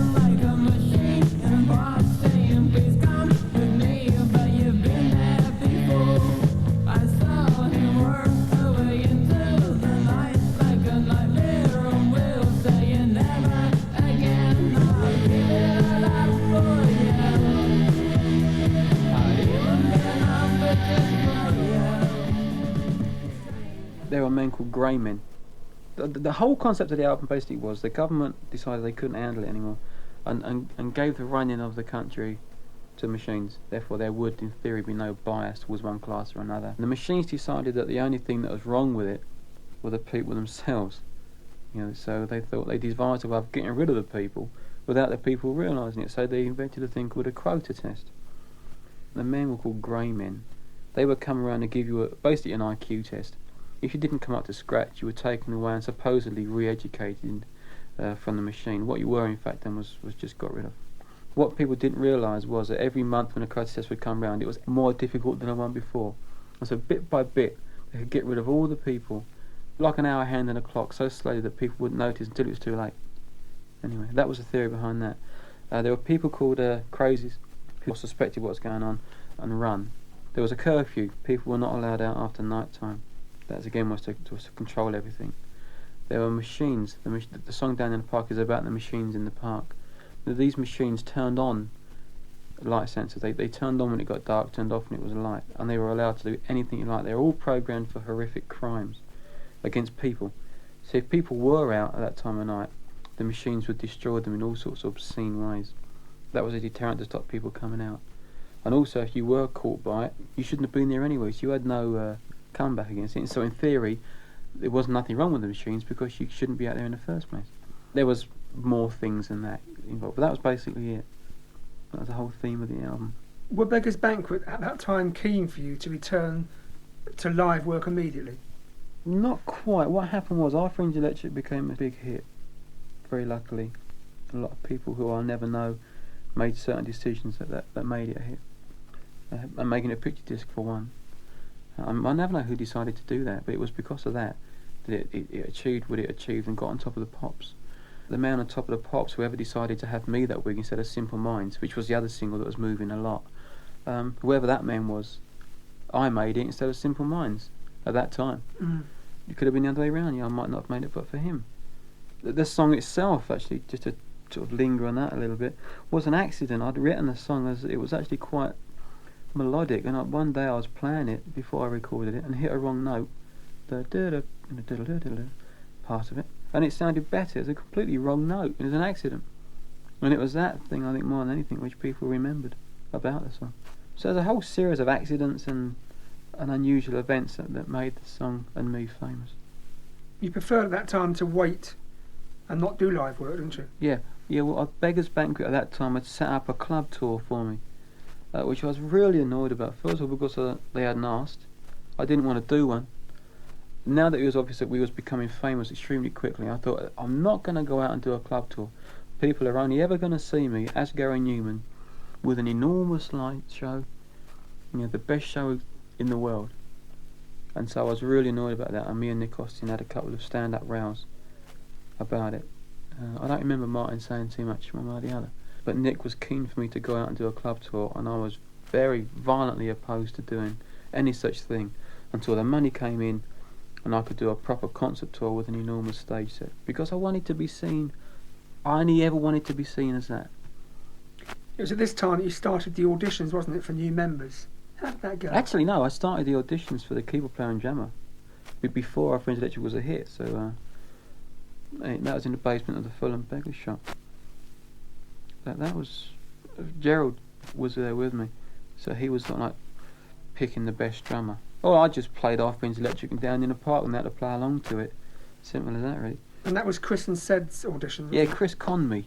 Chris said that I advertised for a keyboard synthesizer player. He turned up and said he knew all about synthesizers, and apparently he'd never seen one before in his life, which I finally found out later. He turned up in Wellington boots and a moustache and his college scarf. Tremendous character. And there's another bloke, a Frenchman, turned up. I needed 2 keyboard players, see, because I didn't intend to play keyboards at that time on stage.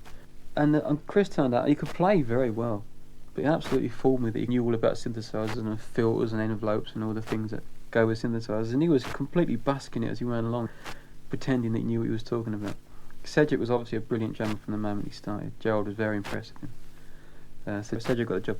Only 2 keyboard players turned up, so I was a bit stuck. Because I needed 2, so I had them both. They could both play all right, They could play our Fringe Electric, which is about the easiest thing in the world to play. Anyway, Chris I really liked. The Frenchman I couldn't really understand at all. So anyway, so we set up a rehearsal. First rehearsal, Chris turns up. Could obviously play very well, no problem at all. He said he didn't know anything about the mini moog. He was used to a different kind of synth. So I showed him how the mini moog worked. And he kept faking on this for months, Chris did, until he eventually learned, and he knows them far better than I do now. And but this Frenchman turned up, and apparently on the day he had diarrhea and something else. And every 5 minutes he kept disappearing off to the toilet and being sick and from both ends. and coming back. And he had the habit of playing the keyboard, and he would bend over it so his eyes were about 3 inches away from his fingers.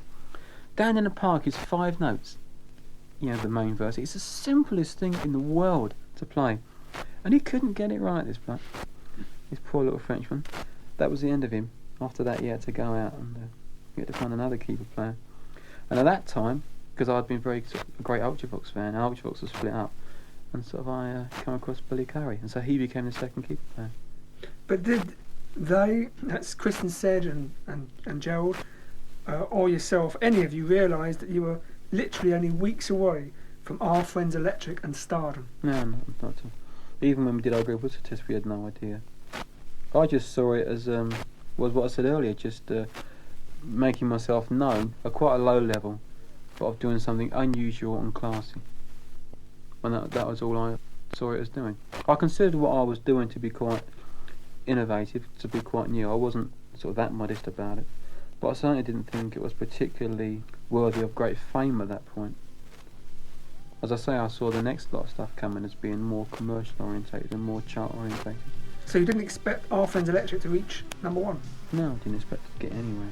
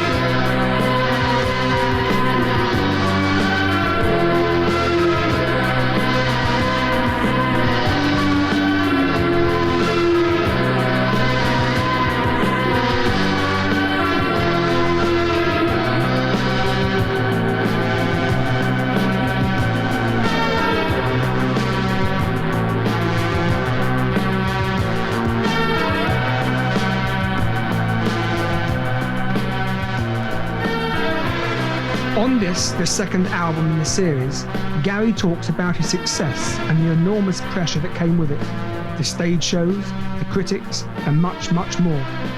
I began by asking about his biggest hit single, Our Friends Electric, and what, in his opinion, made it reach number one. I don't know.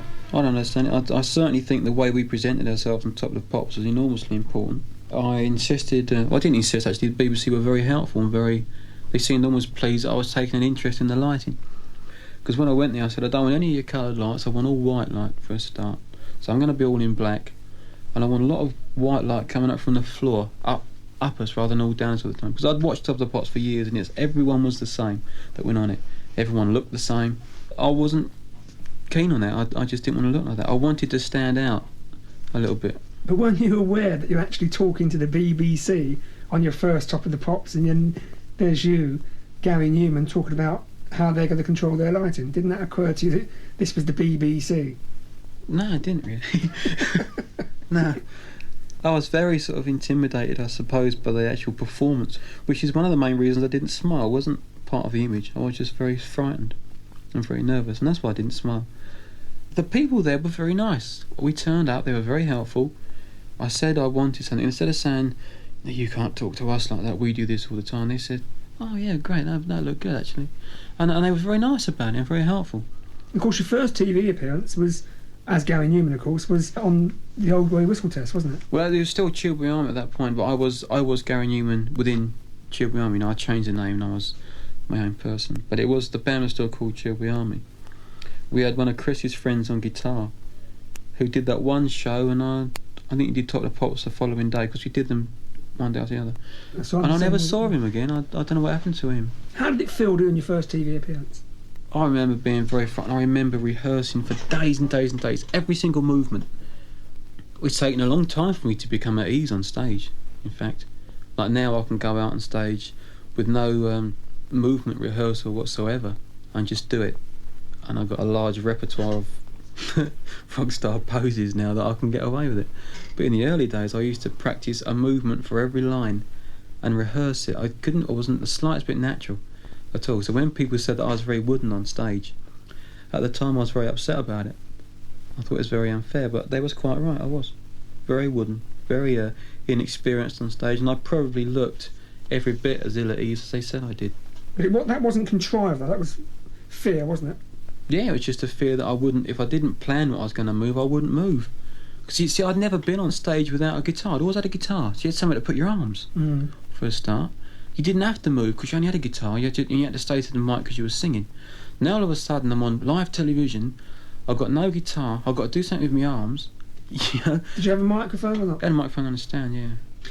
What was your view of Top of the Pops in the studio? I mean, obviously you've been watching it for weeks and weeks. I should imagine 4 years before. Years, all my life since it'd been on. And now you're there in the studio. Were you disillusioned? No, that in itself was a dream come true. Just being on it to me was something I'd always dreamed of being. Couldn't believe it. I mean, you're talking 1 week I wasn't doing anything. The next week I had a Old Grey Whistle Test and a Top of the Pops. It's not quite as clear cut as that, but basically that was what happened. Yeah. I was nothing, never done an interview, never done anything at all in my life, and all of a sudden I'm on Old Grey Whistle Test and then I'm on Top of the Pops. It happened so quickly, it doesn't actually sort of sink in too much at the time, the enormity of what's happening and what's going on, and the opportunity that's there.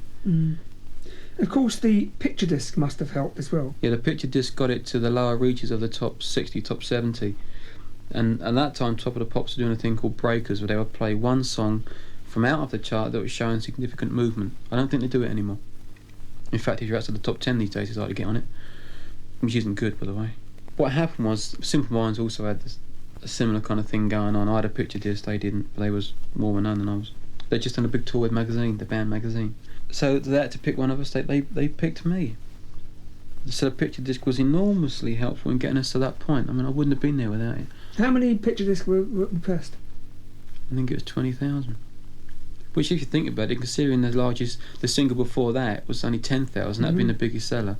Somebody was not chancing their arm, which shows the power, in a way, I suppose, of the picture disc at that time. They reckon they could get rid of 20,000 picture discs of an unknown act. Incredible. Simply because picture discs were that rare, people were buying them for collector's value only. Didn't care what the song was, didn't even listen to it, they just put the picture disc on their wall. Record collectors are like that. They're a strange bunch of people. Now, the BBC actually were very good with your special lighting arrangements. Yeah, very. That must have meant an awful lot to you at that time. I was very pleased about it. I was very pleased that they thought it was a good idea for a start. That was very flattering. It was very encouraging. And it probably sort of helped me along the way. So for a few years I thought that everything I thought of was right. Mm. And then I learnt out eventually that an awful lot of things that I thought of were wrong. That comes as a shock. What's it like being number one, Gary? When you first become number one, it's a little bit too much to take in at the time. I mean, if I was number one now, I'd certainly enjoy it a lot more than I did then. But you're very aware that it's everything you ever dreamed of has suddenly happened. You're the biggest act in your country, possibly the world. It's everything you've ever dreamed of in your life, really. But you're not prepared for everything that comes with it. You're not prepared for the workload that comes with it. You're not prepared for the press reactions, certainly.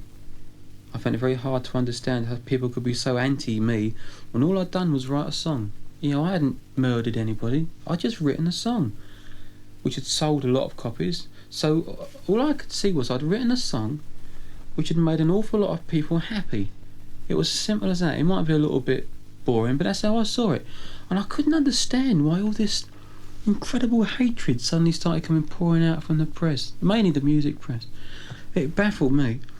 I could understand it a little bit from the public because it happened there as well, because you would get resentment. You would get, you a week ago were nothing, and now you're extremely rich and you're famous. I can understand that resentment. I don't agree with it, but I can understand it. But I couldn't understand the press at all. I'd have thought they'd have been proud that yet again a British artist had done something entirely new and revolutionary and had made it a success, which is something that British music has done for years and years. And up until me, I'd always been praised and applauded, especially if it was a completely new kind of music, which it was. And I couldn't understand it. I mean, I must be the most not attacked person in the business, I think.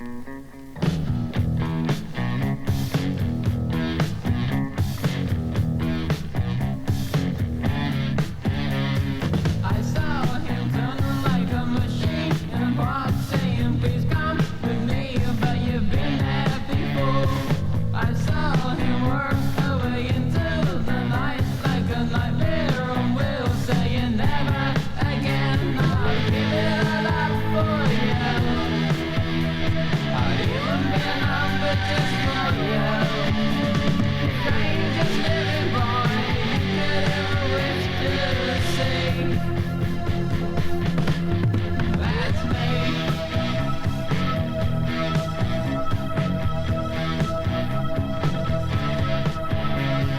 Yeah, that newspaper start a story of someone who you know, this man tomorrow the coup. Only the police ever see nighttime for real. Turn on the light and cry no more, no more. I was standing outside your door, waiting for the right man to go. But my mind turned on me with a vengeance I had never known.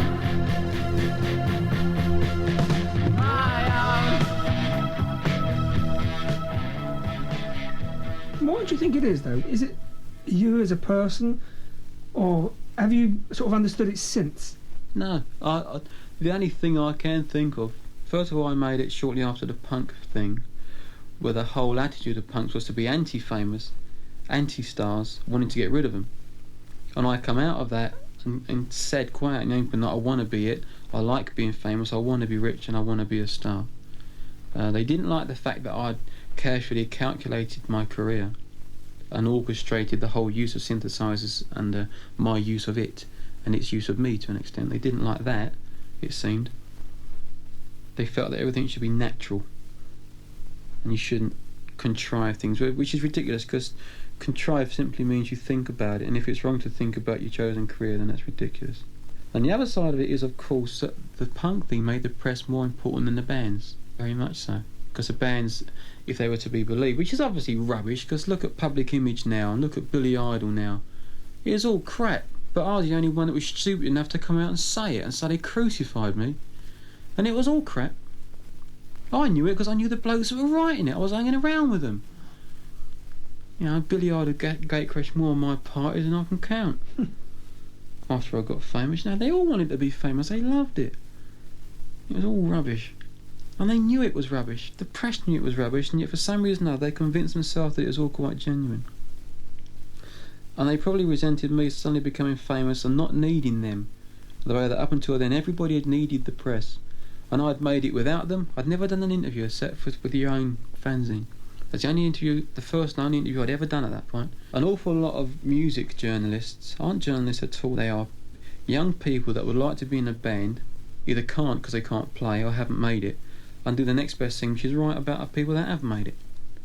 Alright? And so you've got an awful lot of people that are extremely anti you because you've made it and they haven't, and they obviously think they're far better than you are, because most people do think they're better than everybody else. And you've got that to contend with as well. Number 1 in the charts for 4 weeks is a big achievement for your first time. How does it feel thinking that so many people, the mass, the public, have actually purchased your record and are playing it on their record players in their front room? It's nice. It's a very nice feeling, but it doesn't make you big-headed. It didn't make me big-headed. People think that because, I don't know what it sold, say eventually it went on to sell about 1 million, I don't know what it was, but say 1 million. People say, oh, you must be really big-headed now, you're a big star and selling all these records. But that means one person in 60 bought it. So of every 1 million people that bought it, 59 million didn't buy it. So how can you get big-headed about that? That means 59 people out of every 60 you meet don't like you. And the public are very, very keen on telling you loudly across a crowded street that they don't like you. For whatever reason. I wore makeup. Now that at the time wasn't done. For some reason. Even though the punks had been wearing weird hair and makeup. For some reason or another, because I wore makeup and I wasn't a punk, it wasn't done. So I was branded a queer, or whatever you want to call them. Which I never was, never claimed to be, never have. Whatever, you know. Right, when was the first you heard of Our Friends Electric getting to number 1? I was sitting at home watching the telly, and I got a phone call from Martin Mills, and it said, he just said, "You've done it." I said, "What?" "You got to number 1." So I said, "Oh, goody." Yeah. And that was that. Did you believe it straight away, or did you Oh think yeah, it was joking? we'd been. I think it was number 2 the week before or something like that. It looked possible, but it's like anything like that. It's you never quite believe it until it's happened, and then funny enough, when it did happen, it was almost a little bit like, oh, well, how about that then? Because nothing had changed. I was still in the same house. You sort of imagine, I suppose, when you think about it before it ever happens, that there will be showers of gold dust and money and page 3 girls lining up at the door. And an instant assortment of flash cars in the front garden that miraculously appear. I didn't know how it would be.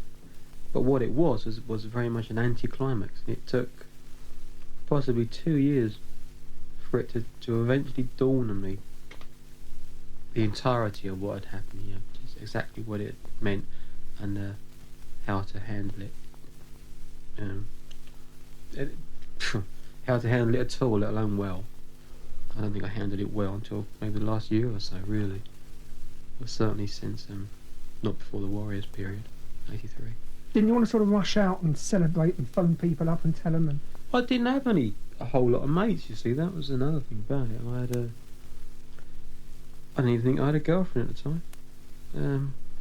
No, but my family have always sort of like been my best friends, really. And that was lovely to be able to sort of like celebrate with them, yeah. But I don't think we went out and had big rave-up parties. I think Beggars tried to organise a few, but I've always been a little bit quiet for partying, really. Especially with a load of people I don't know, really. People that suddenly turn up out of the blue, you know. There were a few of that kind of thing throughout that year of parties that were arranged in my honour, supposedly, for me. Although when I got there I didn't know anybody. An awful lot of the people there actually used to pick arguments with us, and it was hardly for me. It was for beggars to show me off, I think. I'm sure their intentions were quite good, but it wasn't particularly good. I didn't enjoy them. I don't like talking to total strangers about something I know nothing about. And they was asking me, you've got to write another number 1. They were saying, why? I've done 1. Why have I got to write another one all of a sudden? Every single song from then on had to be a number 1, else I was going to be a failure. Then the next album had to be a number 1, else I'd be a failure. And all of a sudden, the whole enormous wave of pressure and targets suddenly appeared, even though I'd done more than most people ever do. All of a sudden, I had to do it again, where people that had never done it didn't have any of that, but were still considered to be successful. There's a strange stigma around becoming number one. If you become number two, it's okay. You can carry on being number two forever, and people will consider you to have capable of having a long career. If you get to number one, there seems to be a feeling that you have to get to number one again and again and again, or else you aren't as good anymore, whatever. I suppose because when you get to number one, you can only go down, really. Did you allow that to worry what other people said? I didn't allow it or not allow it. It was just there. It sort of, over the next year, the pressure of it began to build up and build up. The workload was enormous.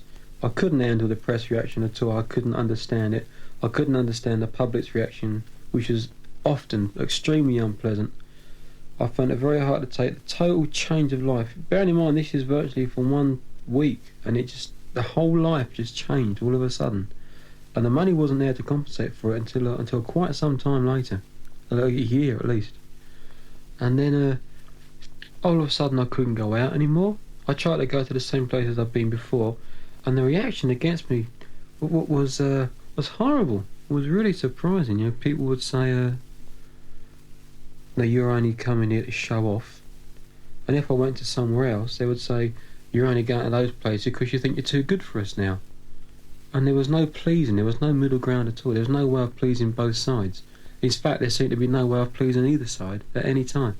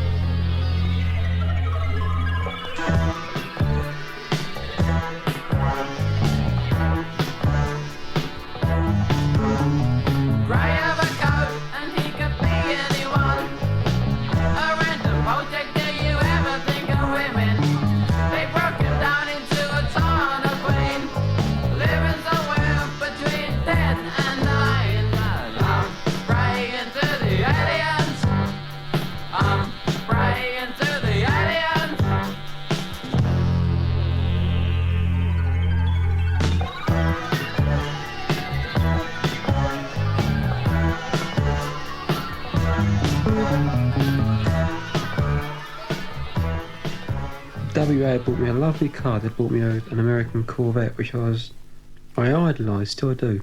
Still means an awful lot to me, the car. And your constant fear of even taking it out of the garage because somebody was going to damage it. You know, there were death threats, all sorts of threats. It's going to cut me out, it's going to damage me mum and dad, going to hurt me brother, going to kidnap me brother, going to do all sorts of things. These are all things that you don't consider being even a part of it when you want to be famous. And there are things that people outside of it that can only see the money and are only really allowed to ever see the good side of it, the television appearances, the glamour of it.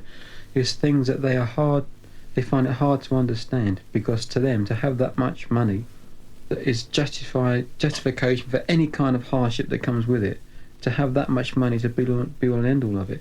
And I must admit, before I was famous and before I was rich, it was to me. As I said earlier, I find it hard to understand people killing themselves because of pressure. To me, it seemed ridiculous. I thought, how can anything be that bad when you've got all that money? But the point is, it brings a whole massive amount of problems with it, threats upon your own life and family, which you do take very seriously. And you begin to wonder. And the other thing about it is, you've got a nice car, but you don't take it anywhere. So what's the good of having it? You've got a nice house, but you're surrounded by fans day in and day out. And not always fans.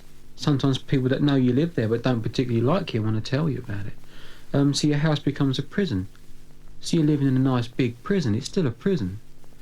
I bought a boat once.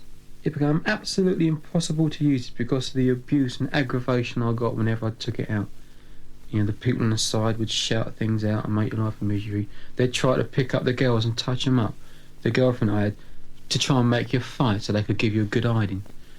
You didn't pull up in traffic. I remember I was caught in traffic once in London, and two blokes were in a van in front. Amazing recognition. They recognised me from the rearview mirror, apparently. Realised it was me behind them, jumped out, and was absolutely kicking hell out of my Corvette. And I daren't get out. I'm a little 5'8", nothing. Two blokes are giving the car a good hiding. Tried to drive up on that curb and get away. These are all things that the aeroplane, I bought an aeroplane. That's about the only thing that I found that I can actually get away in. Where I've been able to use the money, and it's been an advantage. And even then, twice the plane was very, very badly vandalised, very badly damaged by people, and that you start to wonder, what have they damaged that you can't see? Maybe they've undone a screw here and there. In an aeroplane, that's death, and so that's a tremendous fear every time you're frightened to use it anymore. You're frightened to go near it. The other thing is, it's hard to hide an aeroplane. So if you ever did want to use it, then there would normally be a group of people, good or bad, waiting there. So you couldn't just go down quietly on your own with your girlfriend or with your mum or dad or your brother or whatever and have a quiet little minute. So while I'm not saying that the money isn't nice, I'm just trying to explain that it brings an enormous amount of disadvantages which you can never ever understand unless you're in that position. So I'm probably wasting my time here talking about it. Have you any regrets about your stardom? I don't think I wouldn't change it. I wouldn't not have it, because I definitely think it's better than working as a dustbin man or something like that. Despite the things that come with it, it is a good life, but it is nowhere near the 100% fun and games that people think it is. It's very nice to have money, and it's very nice to be considered famous for a while, at least. But the fame side of it is hassle. It's non-stop hassle. There can be nothing nicer than going out with your family or with your wife or your girlfriend or whatever it is. Something as simple as shopping. I can't go shopping. People say, well, of course you could go shopping. You could wear a disguise. But how many times are you seen competitions where they show people's noses or their eyes, and the public at large can tell who those people are from the shape of your eye? I tried it once. I tried going out. I didn't shave for about a week. I wore some really stupid clothes and a great big hat that come over my eyes like this. And the very, very first person I met knew who I was, the lady in the petrol carriage. And then you feel dreadful because you look such a state. You feel a fool. Yeah, you feel an idiot. You feel like a freak. And so it isn't as easy as that. And you can't go out because the chances are you could go out for 6 months and people would know who you were. They might say a few things. If you want to put up with that, you can. And personally, I find it very unpleasant, to take all that kind of stick from people. But there comes a time when sooner or later you're going to bump into some bloke, or girl for that matter, because that's happened before. That happened in New Zealand, where I got set up by a girl. But you'll be walking along, and sooner or later you're going to find somebody that's drunk enough, or annoyed enough, or in a bad mood, or just out and out weird or violent enough to want to have a go at you and crack you, stab you, punch you, whatever. And if you're prepared to go out shopping with that sort of risk, bearing in mind that the law says I'm not allowed to carry any kind of weapon to defend myself at all, if you're prepared to do that, then yeah, it's great. Personally, I don't think it's much fun. And personally, I don't think it's worth going out, because the person that you're with is also embarrassed by this and intimidated by it, and also finds it unpleasant. And slowly but surely you realise that doing those ordinary kind of things, which when you don't do them you realise how nice they are. I can't go out and buy my mum a present. I have to do all my stuff by getting club books and saying, I like that, could you go out and get one of those please? Or if I want to buy the girlfriend anything, I have to give her the money and she goes out and gets what she wants. So I haven't got that pleasure of being able to go out and buy things. And people will probably say, oh yeah, tough shit, you're a millionaire and you can't go out shopping, big deal. And they're probably quite right, but it is worth bearing in mind that certain things that people take for granted, an awful lot of things that people take for granted, are now impossible for me. The simpler pleasures of life are impossible for me, and people like me. And an awful lot of things that you can do with money, the advantage is gone because of the fame that's attached to it. If you were just rich without being famous, it's got to be the greatest thing in the world. But when you attach fame to it, and the fact that you're recognised wherever you go anywhere, there's an awful lot of the things that you could do with money if you was just rich that you can no longer do if fame is attached to it as well. And so I could give up the fame now, this minute. I'd be very stupid to say I would give up the money, because I love it. And money is great, and without the fame side of thing, it would be true. I mean, if I go to America where I'm not particularly well known, I have a really good time.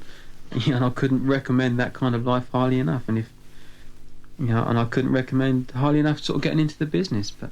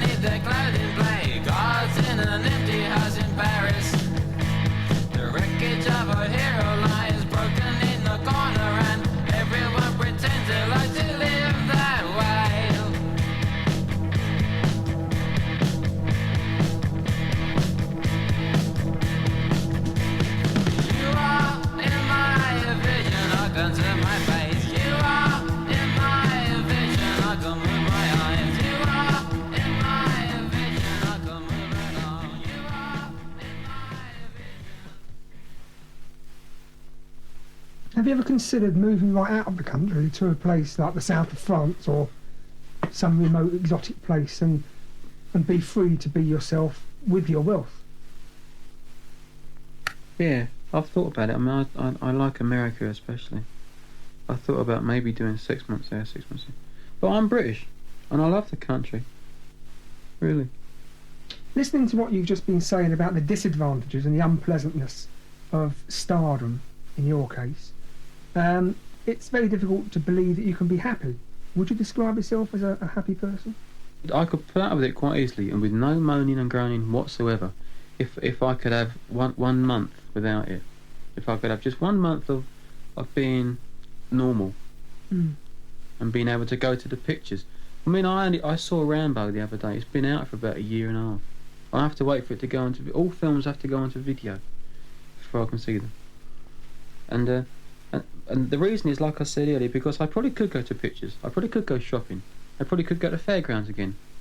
But the point is, you can only do it so many times before you do pop into that person that's going to have a go, and it's a risk. I wouldn't enjoy it. I mean, if I would sit in a picture house, I would be so on edge, waiting for somebody to recognise me and possibly have a go, especially if there's a group of blokes, because they're the worst. I mean, I've had it at air shows.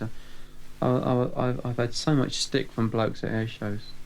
You know, groups of people together. You see me walking to the airplane off from it, giving me some grief.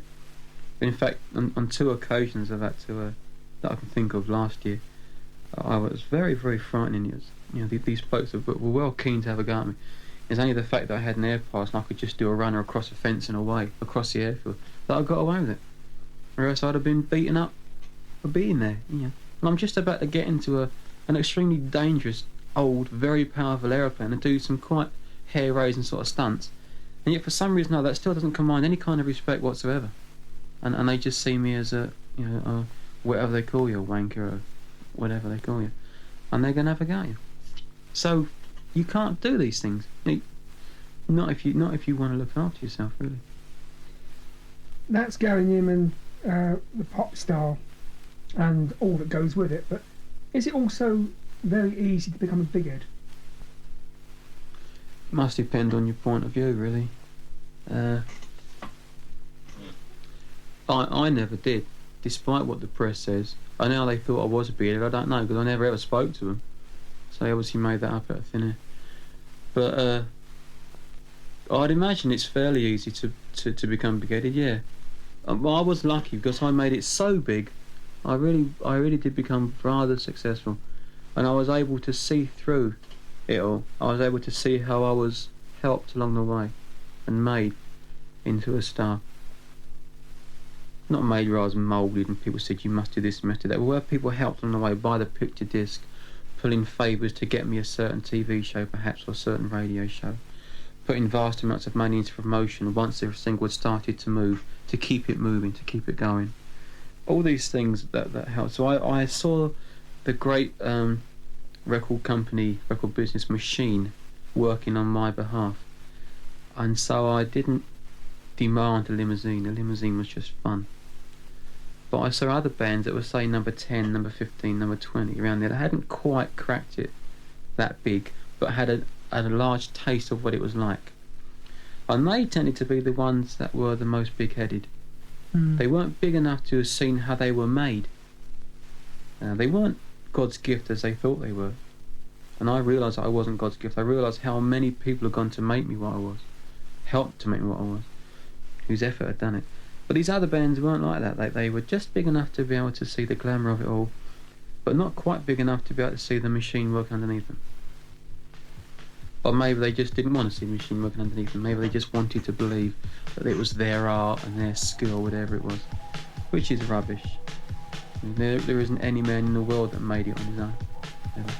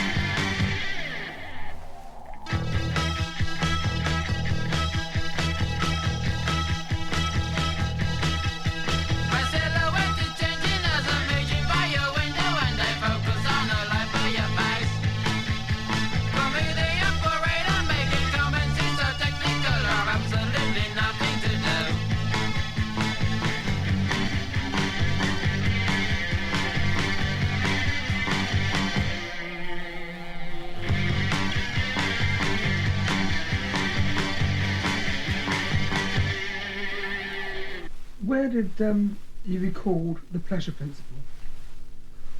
It was a studio called, I think it's still there, it's called Marcus Music in London.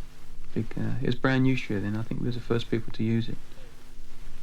And why were there no guitars on The Pleasure Principle? I was proving a point, which I regret, really. So every time you don't use an instrument, you cut yourself off from a whole range of sounds. Especially in those days where you couldn't get extremely accurate alternatives, if you like. Like nowadays, you can run a computer and get an absolutely, totally authentic horn section, string section, choir, orchestra even. You couldn't then. But the reason I didn't use guitars was I wanted it to be a purely electronic album, with the exception of bass and drums. And guitars to me were a symbol of what had been before, and I was determined not to use them. It's the only album I've ever done it on, and I think the album would have been better if I had have used guitars. I think it was a mistake, personally.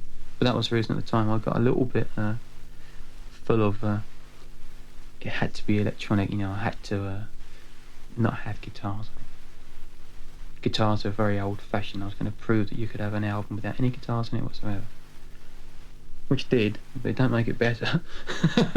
Far from it. Now I could have an album with no singing, no drums in it, but it wouldn't make it a good album. Did the Pleasure Principle have a story, as in Replicas?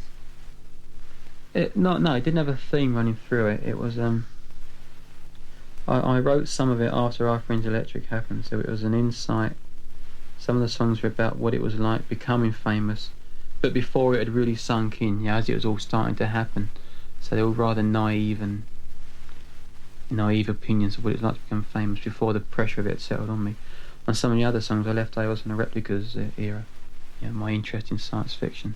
I used to read a lot of books about the last man on Earth and what you would be thinking, and it sort of seemed to me, but by the time you ever get into that position, then we're probably going to have thinking machines anyway, that possibly run an awful lot of things, more than they are now even. And I just wondered what the last machine would think, because they probably live longer than the people anyway. The actual song I wrote was called ME, or what was called ME, sort of mechanical engineering, and that was a song which took that final point of view, you know, as it was dying, as it was finishing. And Metal, what was another, again, a machine type theme, where it was about that they could make machines almost like 99% of what a human being was. They could look the same, they felt the same to touch, almost everything about them they could even reproduce to a degree. What they weren't was human. You know, that they could be 99.9% exactly as we were, with the clone skin and everything, but they weren't human. They weren't born as such the way we were. But bearing in mind that these machines would be able to think like we could and have the same kind of thoughts and emotions and feelings, I wrote a song about what they must feel like, being so close but never being it, and wanting to be it, you know. And that's what Metal was about. Have you got a favourite track from that album? Pleasure Principle? Not really. I mean, I listen to Cars now. You see, Cars was a big single from it. It got to #1. But I don't think Cars was particularly well done compared to what I'm doing now. So when I look back on it, I sort of think I have quite nice memories of it. But I sort of think, you know, I could do this a lot better now if I did it again. In fact, I'm thinking about doing that, actually. Redoing Cars, mainly for stage work, updating it a little bit. I did like Metal, but I did another version of it a lot later on called Moral, where I just rewrote the lyric and sort of re-recorded it a different way. And I much preferred that, to be honest about it. I like Cars because it was a nice memory. There was a song in it called Complex, which was quite sweet. I thought lyrically ME was quite clever, interesting, perhaps. I don't know. But not a real favourite. I suppose Cars, because of what it did, more than any other reason. Because, you know, it was #1, whatever. Was Complex about you, the real Gary? Yeah, not 100%, but basically it was based on me. In fact, it was round about then, the end of the Pleasure Principle period, where I started to orientate all songs around me, on what I felt and what I was going through. Because up until then, nothing very interesting had happened to me. And it was because then, when I got famous, that I suddenly became to me the most interesting thing that I knew about. I'm not saying I was the most interesting thing there was, but I was the interesting thing that I knew of. I didn't know anyone else that was going through what I was going through, and it gave me so many things to write about and so many very, very emotional experiences to write about, which for a writer it's like a dream come true to have that kind of thing. Yeah, that kind of emotional thing going on. I thought that Complex was a very sad song. It was a little bit, I think, about the mistrust of it all. That's right. Really. Please keep them away. Don't let them see me. Don't let them touch me. Yeah.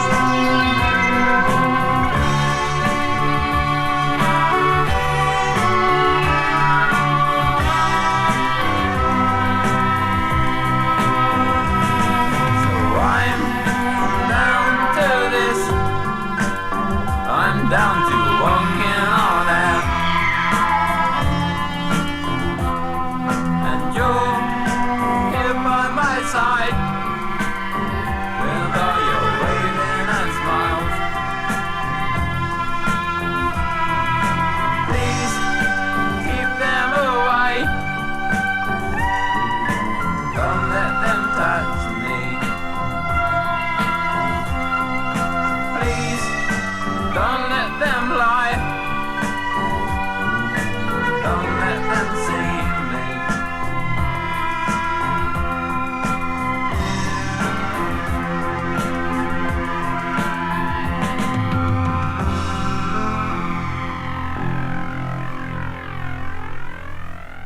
How long did it take for the Pleasure Principle to write and record? I think it took 8 weeks to write and about 2 weeks to record it. It's very quick, really. It is No, great. it's taken an awful Where lot did the longer idea come from? From what? For the Pleasure Principle. Well, the songs themselves are just a collection of songs. I didn't have a particular theme in mind for the album as I did with Replicas. And sort of going back to Replicas, that was actually a book I was writing, which I think I said earlier, I'm more interested in the ideas of things. And a book, I found it hard to drag out into a book. You know, I was more interested in just putting the ideas down, like a very quick documentary. And I found it was more suited to songs, which is why the Replicas thing had a theme. I didn't have that with Pleasure Principle so much. I had a few leftovers, as I say, which I could put down, science fiction type things. And I had a few inclinations of what it was like as I started to become successful, so I had a few songs about that. And that was it. There was no great theme as such. The title came from a picture by Magritte called The Pleasure Principle. And in fact the cover was a parody of that picture, that painting, which I was amazed the press didn't pick up on. I was getting a little bit wise to the press reaction at this time. I was expecting something a bit off. And I was surprised that nobody noticed that. I thought they would have crucified me because of that. But nobody even noticed. These so-called smart intellectuals. Could you write and record an album as quick as that today? No. What was so special about then? I didn't have anything to not repeat myself about. How can I put it? See, nowadays, even I write a song, bearing in mind I've gone through various changes and turns with the music over the years, and it's sort of gone this way and gone that way, and I've covered quite a few different styles and areas, from 30s to sci-fi to whatever, to jazz even, and blues at times, with always sort of around electronics, that it becomes harder and harder not to repeat yourself and to keep up with what's going on, but not to become part of the fashion that's going on. You must keep up with whatever the latest music is, but you must not keep up in such a way that you become part of that fashion of that year, because fashions die. All fashions die, and I have no intention of dying or fading out with a fashion. So you must stay contemporary but still stay different, at the same time not repeating anything you've ever done before, which becomes more difficult because of the increasing styles that you diversify into, and also not doing anything that anyone else has done before or since or at that particular time, and always trying to be that little bit ahead all the time, a little bit just slightly in front of what's going on, and that becomes more and more difficult every year. Very, very difficult every year. Now that album was put out as Gary Newman. Mm. Now why was that? Why was this album now Gary Newman? Well, as I said earlier, I'd wanted to go solo for some time. I felt that what was wanted was a solo start, and it wasn't until the success of Arthur Electric and the Replicas album that I had enough weight and power, if you like, because of my standing, to say at the Beggars Banquet, I'm going to do this, and that's all there is to it, really. So it was only then that I had the power, if you like, to argue with them to the extent that I could go out solo, and I effectively stopped the band. But by that time my own name had become more famous than Tube Army, really, because I was the only person that did interviews. I'd written all the songs, I was a front man, I was a singer, I was it to all intents and purposes as far as the press are concerned. So as soon as the next one came out as Gary Newman, it is I don't think many people even noticed, to be honest about it. Mm. Now you mentioned earlier on the song Cars. Now that was obviously the most successful single from the album. But there was also a superb video that went with that. Who was responsible for those images on the Cars video? It was I worked with a man called Derek Burbage, who I did several videos with subsequently.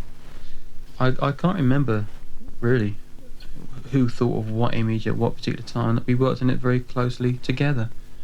Derek was quite experienced in making videos, so on the technical side of it he was the main man behind it, the angles for shoots and things.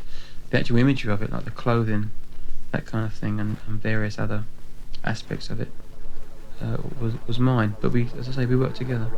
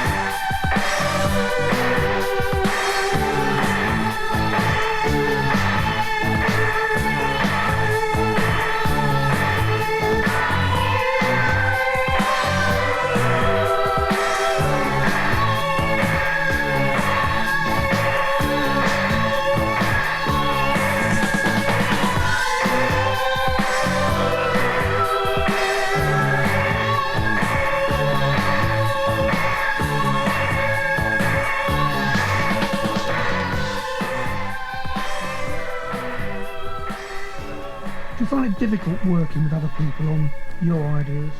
I used to find it very, very difficult. Not quite so much a video. In the studio, I used to find it impossible. Absolutely impossible. I used to write a song and I knew what I wanted it to sound like from the moment I first played it on the piano or guitar or whatever. And when I used to get into the studio, I was reasonably up on the studios and the equipment then, before it becomes so sort of technically advanced like it is now. I knew what the various effects could do, so I knew what I wanted before I even got there. And which is why I used to produce all my own stuff. I didn't need other people's ideas or advice. And in fact, I was so protective of my songs, if you like, and my career, that I resented any kind of intrusion or even opinion for a long time. Which was, in some ways it worked very well, because I did definitely end up with my own style. But there's also a problem in that the style becomes so strong. The stuff tended to sound, although it varied, it tended to sound like me doing something again. It always sounded like me. It may be down to the fact that the voice itself is fairly distinctive, and so I always sound like me when I'm singing. But I think my approach to production was always quite similar, and so I tended to. Well, you run into problems when you're recording. Sometimes that you get to a chorus and you can't make it lift properly, and I started to treat those problems exactly the same way all the time. So my style of production became as strong as a voice was identifiable within itself. You know? And so I think, really looking back on it, if I'd have worked with other producers then, to a degree, I probably would have got better albums at the end of the day. But the other problem with that is that I don't know what to say with it, really.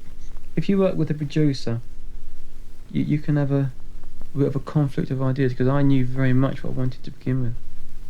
You know what I mean?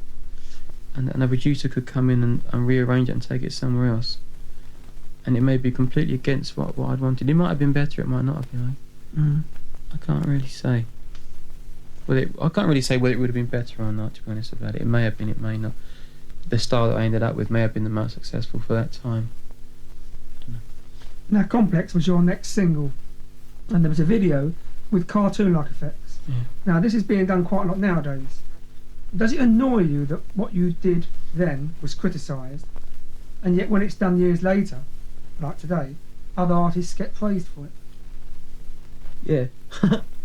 It really pisses me off, actually. Sometimes. It applies to an awful lot of things, actually. When I first started, as I said, I did the big makeup bit and the image bit. Absolutely panned into the ground. And a few years later come the New Romantics, and it's all wonderful. I did big stage shows, and I got slated into the ground. People like Mid-Year said that I was hiding behind the lights, and it was because I wasn't any good, whatever, and said that they would never do it. Then, 2 years later, they're doing exactly that thing, saying they owe it to the fans and getting praised for it, which is exactly what I've been saying 2 years ago, and people said I was bullshitting and I was taking all the money. I've done various things. I did the first jazz electronic fusion single. It seems to have sort of gone completely unnoticed, but that was sort of relatively inventive. And yet other people have done it, and oh, how clever! This is good. But I've done it. The video thing, that exactly. How would you describe your feelings? I mean, does it make you angry? Does it make you bitter? Does it just make you feel that it's unjust? What are your actual feelings about all these things that happen? Well, all of those, really. I find it very sad. Selfishly, sort of a little bit full of self-pity about it. A bit. I do get a bit sad about it. I would like to be recognised for having done something, for having done a series of things, innovative or creative or whatever. It'd be hard to deny that I started the electronic thing, not single-handedly, but I was certainly one of the main ones behind it. You couldn't really deny that. I think they've tried over the years. I'd like it to be recognised that I almost single-handedly brought back the big stage show again. In fact, I'm probably one of a few people doing it even now, actually. I don't know if I brought it back or not. The jazz fusion thing, I was one of the very first people to use a fretless guitar as a melody instrument. She's Got Claws and Music for Chameleons back in 81. ish. Pino Palladino, who's now with Paul Young and doing wonders. Brilliant bass player. But he was doing Dingles when I found him. Great player, but I pushed him, got into the front. Japan were unknown here, the band. And I started working with Mick Kahn and give him completely free rein to do with the bass as he wished and make the bass a lead instrument. Again, it hadn't been done before, that sort of thing. And I was sort of quite proud of that at the time. And yet other people in later years have been gone on to be praised for using those people, for doing those things that I was doing in 1981, years and years ago. Talk about your first tour, Gary. Who designed the lighting for that first tour? Me. I've always done the lighting. Not every single detail of it, but the basic concept of the structure, the size of it, the dimensions of it. I've always done all of that. How do people in the business react to your extravagant light show? The audiences, obviously, they love it. I mean, that's really who it's for at the end of the day. What about the people in the background in the business that are watching the pennies and seeing you spend it when they're trying to get it in? Well, the record companies didn't give a monkeys because I used to pay for it all myself. My dad was extremely concerned about it. On the first tour, I lost about 50,000. On the second tour, I lost 100,000. And we're talking about sell-out tours here. But I wanted to keep the ticket prices down for the sake of the fans. And I always wanted to do a really, really big show. I thought the thing that was missing from the punk era in particular was the showman side of it, the big show. You'd go to see a band and they would make it, say like, I don't want to name any bands, but some of the bands, they would make it. And they would have 3 red lights, 3 green lights and 3 blue lights, whatever. A minimal little light show. Ticket prices were going up because of it, and they were simply giving a club type act in a theatre, which is a complete waste of the facilities there. It's a complete rip-off for the audience. You're paying £5, £6 to come and see. It's not on. But of course the bands are making a lot of money out of that, so I didn't want to do that. I wanted to keep the ticket prices down so the fans could see. I never had a thing on stage where I talked a lot. I've never talked a lot to the audience. First of all, I don't think they particularly want me to, because they know what the songs are called. They know from interviews what they're about. So the last thing you've got to do is stand on stage saying, hello, such and such a place, I love you all. Because for a start you don't, because you don't know them. You simply appreciate very, very much that they're there. And I think that's proved for the fact that I do these enormous shows and do lose so much money doing them. I'm not doing it for my own sake. I'm doing it because I do appreciate what they've done, and I appreciate that they're coming. And if they are coming, I'm paying money to see me. The least I can do is to give them the very best possible thing that I can do at that time. And so I've always justified losing. It's now over £500,000 on touring alone. To give that back, if you like. But what would you say to the parents? Now, I'm not talking about the fans, but the parents of the fans who will listen to what you've just said and say, well, come off it, Gary, You have admitted that you like making money. You're not telling me that you've lost £250,000, £500,000. Why should you do that? What would you say to them? I don't know. To like making money is one thing. To make it what I would consider honestly and fairly is equally as important as making it in the first place. And to rip off the very people who have put you there is completely unjustified at all. And I lost £500,000 on touring, but I made £1 million. Not from touring, but from the records. So at the end of the day, you've got most of your bands that quite happily sit there with £1 million. I was happy to sit there with the £500,000 because it's still an enormous amount of money. But having paid back as much as I could the people that helped me to earn that £500,000 in the first place. And that's how I see it. And this is obviously the reason why you've got such loyal, dedicated fans, because they also see it. I would hope so, yeah. I mean, yeah. That must have something to do with it. I hope so. I mean, I hope at the end of the day that it was all worth it and that the people did appreciate the fact that I was losing vast amounts of money to do this, where most of the bands that were considered to be in touch and loyal to their fans, like these so-called working class people, bands, they weren't at all. They was doing minimal shows simply because they earned more money not because they was in touch with the kids and didn't want to get involved in the bullshit of show business, as they call it. The reason they don't want to get involved in the bullshit extravaganza of show business is because they got to pay for it. That's why. Not because they're in touch with the kids at all. The point is, if you do a show with a minimal amount of lights, like so many of these bands do, the £5 you earn from the ticket, you keep 4 of it. When I do it, the £5 for the ticket goes to paying for the show and another couple of quid besides that out of my own pocket. The only person that doesn't earn money out of one of my tours is me. The only person that's never earned any money out of one of my tours is me and my family, because we all, my records support my whole family and associated people with it. And we're the people that's actually paying, in effect, paying for the privilege of performing, where we're supposed to be paid for performing. In a way, I got it back to front, but it's the only way I can see of doing it fairly and paying the fans back. Which is why I resented so much the criticism and the caricatures of me running to the bank from a show with money coming out of my pocket, because it wasn't like that at all. It's quite the opposite. You've only got to ring up a lighting company to ask what they will quote for the lighting system I use, the amount of people that it needs to build it. They've all got to be paid, they've all got to be fed, they've all got to be put in hotels, they've all got to be transported around. It's an enormous amount of people and money, and you only earn money when you're on the road. The larger the show, the longer it needs to rehearse.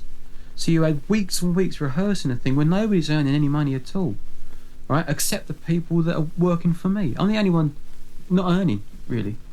So no, that's wrong. Everyone is earning money except me, I should say. The lighting company are earning money because we're using their gear. The roadies are earning, the band are earning, the PA company are earning, the theatre we're rehearsing in are earning. I'm not. And it's all because of me. The reason the people are there is because of me. I'm the only one losing money. And I do get a little bit upset sometimes with the things that people say when they accuse me of being a money grabber, because I'm not. The money that I've earned fair and square by putting out a product that people wanted. I haven't bludgeoned people into buying it. I've not murdered anybody. I've not blackmailed anybody.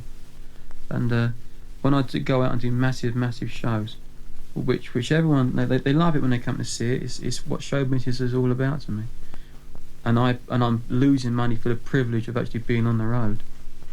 Then I resent it very much when I'm criticised for that. Especially regardless of the money alone, the shows themselves is what show business is all about. And I resent me being slagged off for doing something that everybody else should be doing, which is putting on a proper, big, massive show. If you go out and sell 1 million albums, then it's the least you can do to do a show to represent your status, if you like, in the business.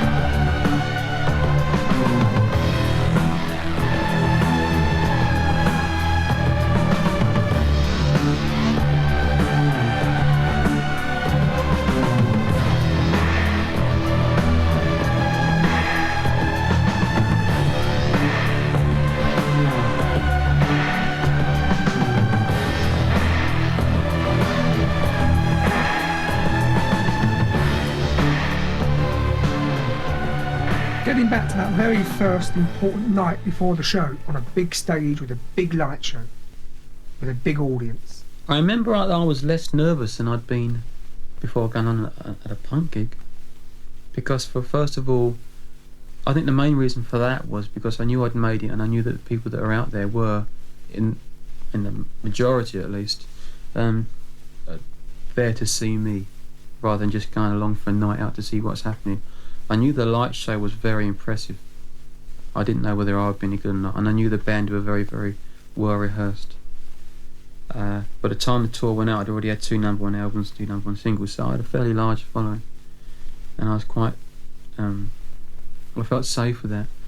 But I was very, very frightened of, first of all, the light show breaking down, because I didn't have a clue what I would do if it happened. I had no experience of handling audiences at all, let alone of that size.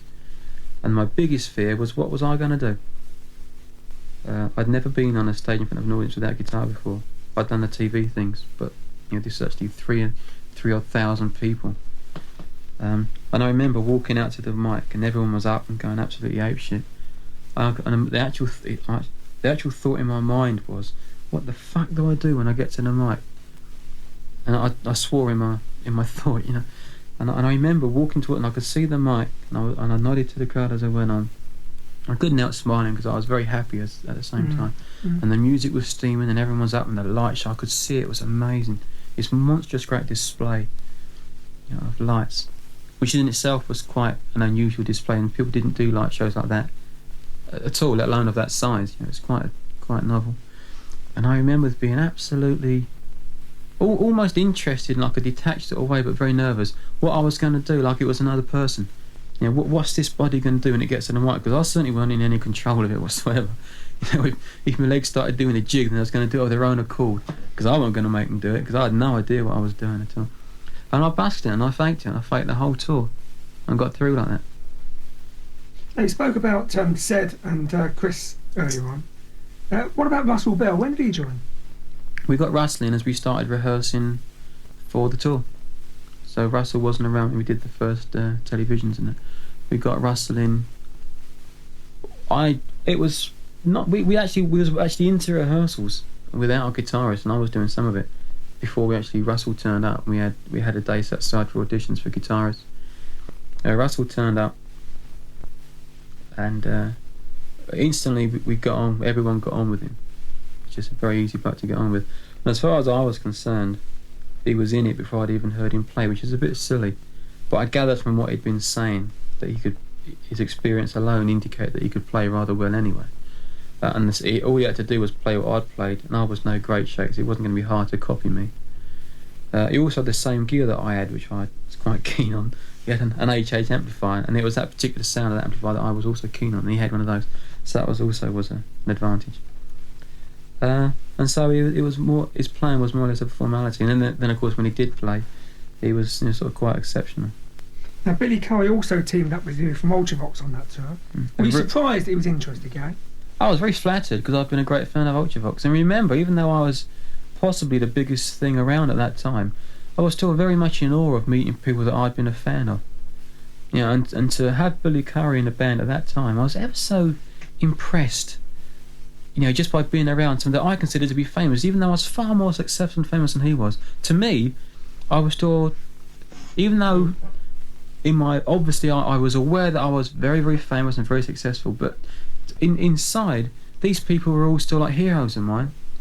And the fact that I was famous was just like a fluke of circumstance, if you like. And these people were to me the heroes, and these people were famous people. And I was very proud to say that Billy Currie was in the band, and such a person had met me and whatever. And I was very much in awe of it all. What did you think of the critics in the music press of both your music and your live performance of that particular tour? I mean, it was your first tour, your first live performance. What were your feelings? I think to compare me to the Bowies and Ferries and other people that they did compare me to was... It's justified in the sense that I'm there up with them now. But on a purely realistic level, they must have understood that was the first tour I'd ever done. Ever. Where people like Bowie and other such people have been working for 5, 6, possibly even 10 years before they got famous. So when they became famous, they was absolutely skilled in what they was doing. And then they was comparing me to them when they'd already then had been famous for 10 years. So they had a vast amount of experience at that level. And all of a sudden you got this bloke with his second album, full singles, suddenly getting up there. Never been on stage without a guitar in his life. Never been on stage in front of an audience more than about 20 people before. And they're comparing them side by side. And it may have been justified technically, but in realistic terms, it was ridiculous. I'd have felt much more fairly treated, sort of kindly disposed towards a press if they'd have said that he has got an awful lot to learn, but the stage show itself was, the lighting display at least was quite spectacular, which it was, regardless whether I designed it or not. And if they'd have said that he may not be as good as Bowie or Brian Ferry or whoever it is yet, but bearing in mind this is his first ever live concert, to see if he's as good as them in 10 years.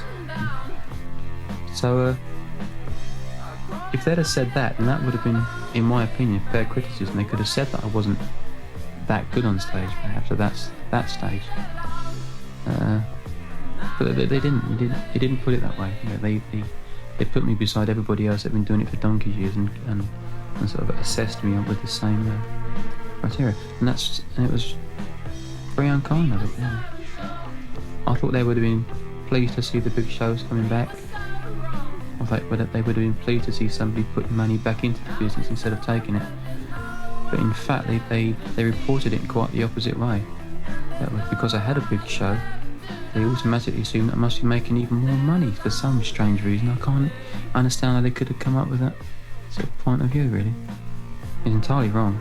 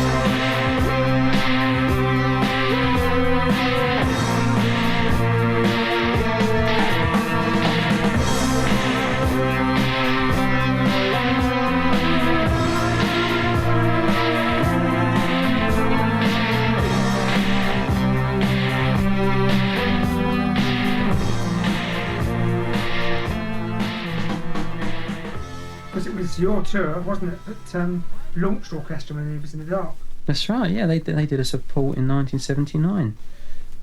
Because of that, they had a big single and they broke. And also because of that, Ultravox reformed and went on to wondrous things. And there's a few other people, actually, that sort of thing happened through involvement with me. And I was very upset about the Orchestra Manoeuvres thing in particular, and a little bit about the Ultravox thing. I remember one time Mid-Year said the only reason I'd praised Ultravox is because I stole all my ideas off them in the first place. And I thought that was a diabolical thing to say. Ever so nasty. But didn't you admit to that at one stage, Gary? No, I didn't say I'd stolen my ideas off them. I said I was influenced by them. That's hardly the same thing, is it?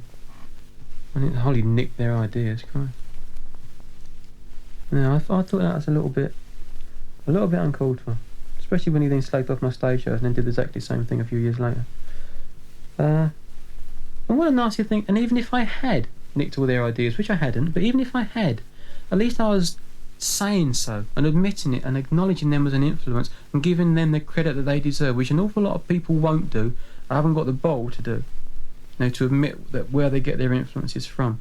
And for whatever way you look at it, that was a very unkind and unnecessary thing to say, because an awful lot of their success, whether you like to admit it or not, was down to the fact that I did nothing but talk about them and sing their praises for about a year when I was possibly the biggest thing in the world, and that certainly didn't do them any harm.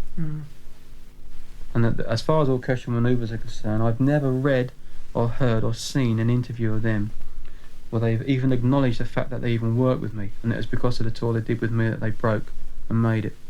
In fact, there was a programme last year especially about orchestral manoeuvres, and there was a big thing, their big break came, it said, and I thought, at last they're going to mention the fact that they worked with me, and I found him in a dingy club somewhere and took him on the road and helped him. Bearing in mind that you a big band normally asks £5 to 10 grand, £1,000 for doing a tour like that, and I didn't ask for anything at all. I even put them up and paid them a small fee for doing it, where in fact they should have been paying me, which is the way it works. You buy onto a big tour, and that way you pay for the privilege of being allowed to be seen by that person's fans, and that's the way it works. Has anybody bought on to your tours? Never. Tick and Tock didn't. All the other bands that have been on my tours, I've never paid to be on a tour ever. I've never asked for money to help people, ever. And that's another thing that really annoys me. That's never ever been spoken about and written about. And that's not, I think I must be one of the, if not the only person, it must be a tiny amount of people that do that. I don't know of anyone else that does that doesn't take money for doing, for taking support bands and tour. And not only that, but puts these people up in hotels and feeds them and actually pays them to do it. They get sound checks. I don't mess them about. I don't duff their sound up or anything like that at all. They've got no arguments whatsoever. And to completely ignore that fact, it's their right to do that if they want to. But I find that ever so. It just seems sort of unkind. I always wanted it to be like a little family. And I'd help orchestral manoeuvres. They'd make it. They'd say nice things about me, and it'd be like a happy circle. And we'd all sort of help each other out. But this feeling in the business, this constant bickering and fighting and running each other down, it really upsets me. I've got no time for it. Don't you sometimes feel you're too honest for your own good? I think I'm too honest for the business. Yeah, I think to. Well, I can't say I'm too honest because I'm still around. I'm still famous, but there is a certain advantage to be gained from lying. Yeah, and I'm not very good at lying. Is that one of your sort of high principles on your list of? No, it's just part of my good upbringing. I'm not a liar. I don't cheat. I don't lie. I don't steal. I can't help it. I can't help being a relatively normal sort of nice person. I am. And it hasn't changed you at all then, this rotten business? I don't think it is a rotten business. I think most of the people in it are rotten. So the business itself is same as any other business. It's no worse or better than anything else. It's very exciting. Unfortunately, you're dealing in a business where you're dealing with extremely temperamental egos and highly strung creative people. And that obviously it's a boiling pot of problems with those sort of people around, where each person battling to be the main one, the best one, this, that and the other. And I suppose there is a tremendous amount of greed, if you like, and selfishness in not admitting that you were helped by him or helped by him, or that you were influenced by them or that person or whatever. And but I've never been a part of that. I've always admitted influences, said who I like, said who I don't often, and I've suffered accordingly because of it. There is no respect for honesty in this country. There is respect for perpetuating the bullshit myth. What about the "I can't beat them, I might as well join them" attitude? I'm just not very good at it. I suppose I'm learning, but I've been in it 7 years and I'm still not particularly good at it. If somebody says that's a good song, I say yeah, I nicked it from such and such, and it just comes out like that, and I can't help it. I'm just honest, unfortunately. I'm like that in games when I don't cheat. I've never even cheated at drafts or cards or anything. I've never ever cheated. There's to me there's been no value in winning unless it's honest, unless it's genuine. To me, to be the best is a wonderful thing. It really is. It's a great thing.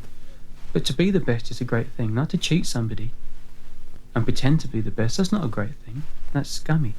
So in that case, then it must be a great sense of satisfaction for you to know that you succeeded in this business for over 7 years, and you've done it the honest way. Yeah, I certainly don't think I've trodden on people. I don't think I've hurt anybody. I've not ridden on people's backs to get where I am. Quite the opposite. An enormous amount of people have ridden on my back and turned around. And the band Japan.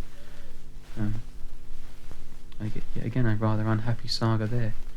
The band were nothing in this country at all. Big in Japan, but nothing here. I was a great fan of theirs. Started working with Mick Kahn, who then turned around and did the most diabolical review of an album of mine I'd ever read. Horrible. An album that he worked on. He knew the truth. He knew the way we'd recorded it. He knew the atmosphere in the studio. From first hand, he was my friend. We went out together. At night, we went clubbing together. And yet to read this review, it was sickening. It was horrible. It was nasty. Completely untrue. And apparently, the only reason he wrote that was because he was promised a double-page spread on himself in this particular magazine, which he didn't get in the end anyway. And then he wrote this half-assed so-called apology for it a few weeks later, which even the magazine itself sort of like sneered at in a little editor's comment bit underneath. You know, the man is a... No time for it. And I was going out with going around with him and Sylvian and a few of the others. And I suddenly realised that night after night I'm paying out £50 and £60 bills for their wine, which I don't drink. I was drinking Cokes, and that was it. You know, I suddenly realised that they was using me for, first of all, to be seen with me, because at that particular time I was very, very up at what was going on, very much the person to be with. It was helping their career to be broken here by working with me and be seen with me, and that they was having an enormous good time, having flash dinners every night, going out to clubs, having all their drinks, and silly boy here was paying for it all. I didn't think of it. To me, friends is friends, and you know, I pay one night, they pay the next. That's the way it is. And it took a while to dawn on me. I'm very naive, actually, in some.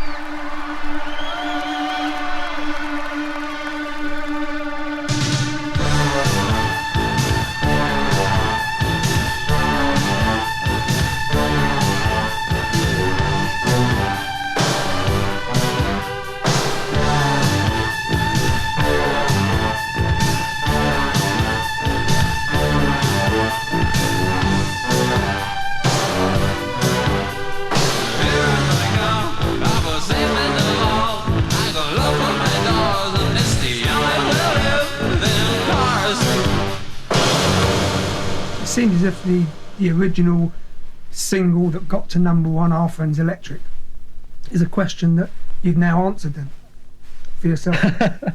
That's getting a bit deep for me there, Pete. I don't know about that so much. All I know is that I remember in the old days, in the early 70s, you had bands up and coming who would then work with other bands, Mott the Hoople, all these people. They would, it would be like a whole load of bands working together to help each other, and I wanted to recreate that when I made it in the early 80s, late 70s, and yet the attitude had completely changed, and I think the press has got a lot to answer for that. They had turned it into a battle. They had turned it into this band against that band. This band is hip, this band is bullshit, this band is crap. And that, in the early 70s, that wasn't around. In the early 70s, there was like one great big party, and success seemed to be celebrated and applauded, whereas when I became famous, it was frowned upon, and you should not admit that you wanted to be famous. And I was very much the person to be sort of got at, you know what I mean, because I was the biggest of that kind, and the first to come out, and the first really since a punk thing to come out and say, you know, stars are back, big shows are back, the whole star system is back, and I'm proud of it, and I want to be part of it, and I'm glad that I've started it up again. And so I did get a lot of flack because of that. And that whole press situation that developed in this band was fashionable, that band wasn't fashionable. And so the band started having a go at each other. And so there's me in the middle of it trying to turn us all into a little happy family. And there's a press trying to not do that, and I'm afraid the press won. And so now the music business is almost like, to a degree, it's almost like football matches, or even the fans fight each other nowadays. And to me that's disgusting, it's terrible. It's the worst thing that could possibly have happened. And I blame the press almost entirely for that. And the band to an extent for being so stupid and childish that they became a part of it. What does it matter? What does it matter? I mean, there's a thing the other day with a bloke from a band punched another one. I kicked him on an awards ceremony. What's the point of all that? You know, there are how many billion people are there in the world? Now, I'm sure there's enough people for us all to be famous and have our little bit and earn our money. What difference does it make? You know, why should Mark Almond? I can't stand Mark Almond. Mark Almond once gone on a television program and absolutely pulled me into the ground But he did it in such a way that he'd met me and he knew me, and I've never met him. I've never met him at all. Now, why should he want to do that? What does he get out of that? If you don't like somebody, just don't talk about it. If you don't like their music, it's got nothing to do with the person, first of all, which is a thing the public don't realise a lot of the time. Because the bloke writes a song and you don't like it, that doesn't mean to say you don't like the bloke, or you won't like the bloke. And if a lorry drives past and it's a rotten colour, you don't beat up the driver because you don't like his lorry, do you? He's just a lorry driver. But pop stars are liked or disliked as people because of how well you like or dislike their songs or not, often. And when bands subscribe to that kind of thinking, when they really should know better, and it's a part of the music business which I hate to see, it perpetuates this problem for the fans. You know, I've got so many fans that write to me and saying, I wear your T-shirt, even though it causes me trouble and I sometimes get beaten up, I'm still going to wear your T-shirt. Why should somebody beat a bloke up for wearing a Gary Newman T-shirt? Why should somebody beat somebody up for wearing a Duran Duran T-shirt? Why should the two fight each other? You know, why should Wham fans beat up Duran fans, and why should Duran fans beat up Spandau fans? It's supposed to be an entertainment business. It's supposed to be fun. It's supposed to be a party. That's what it's supposed to be.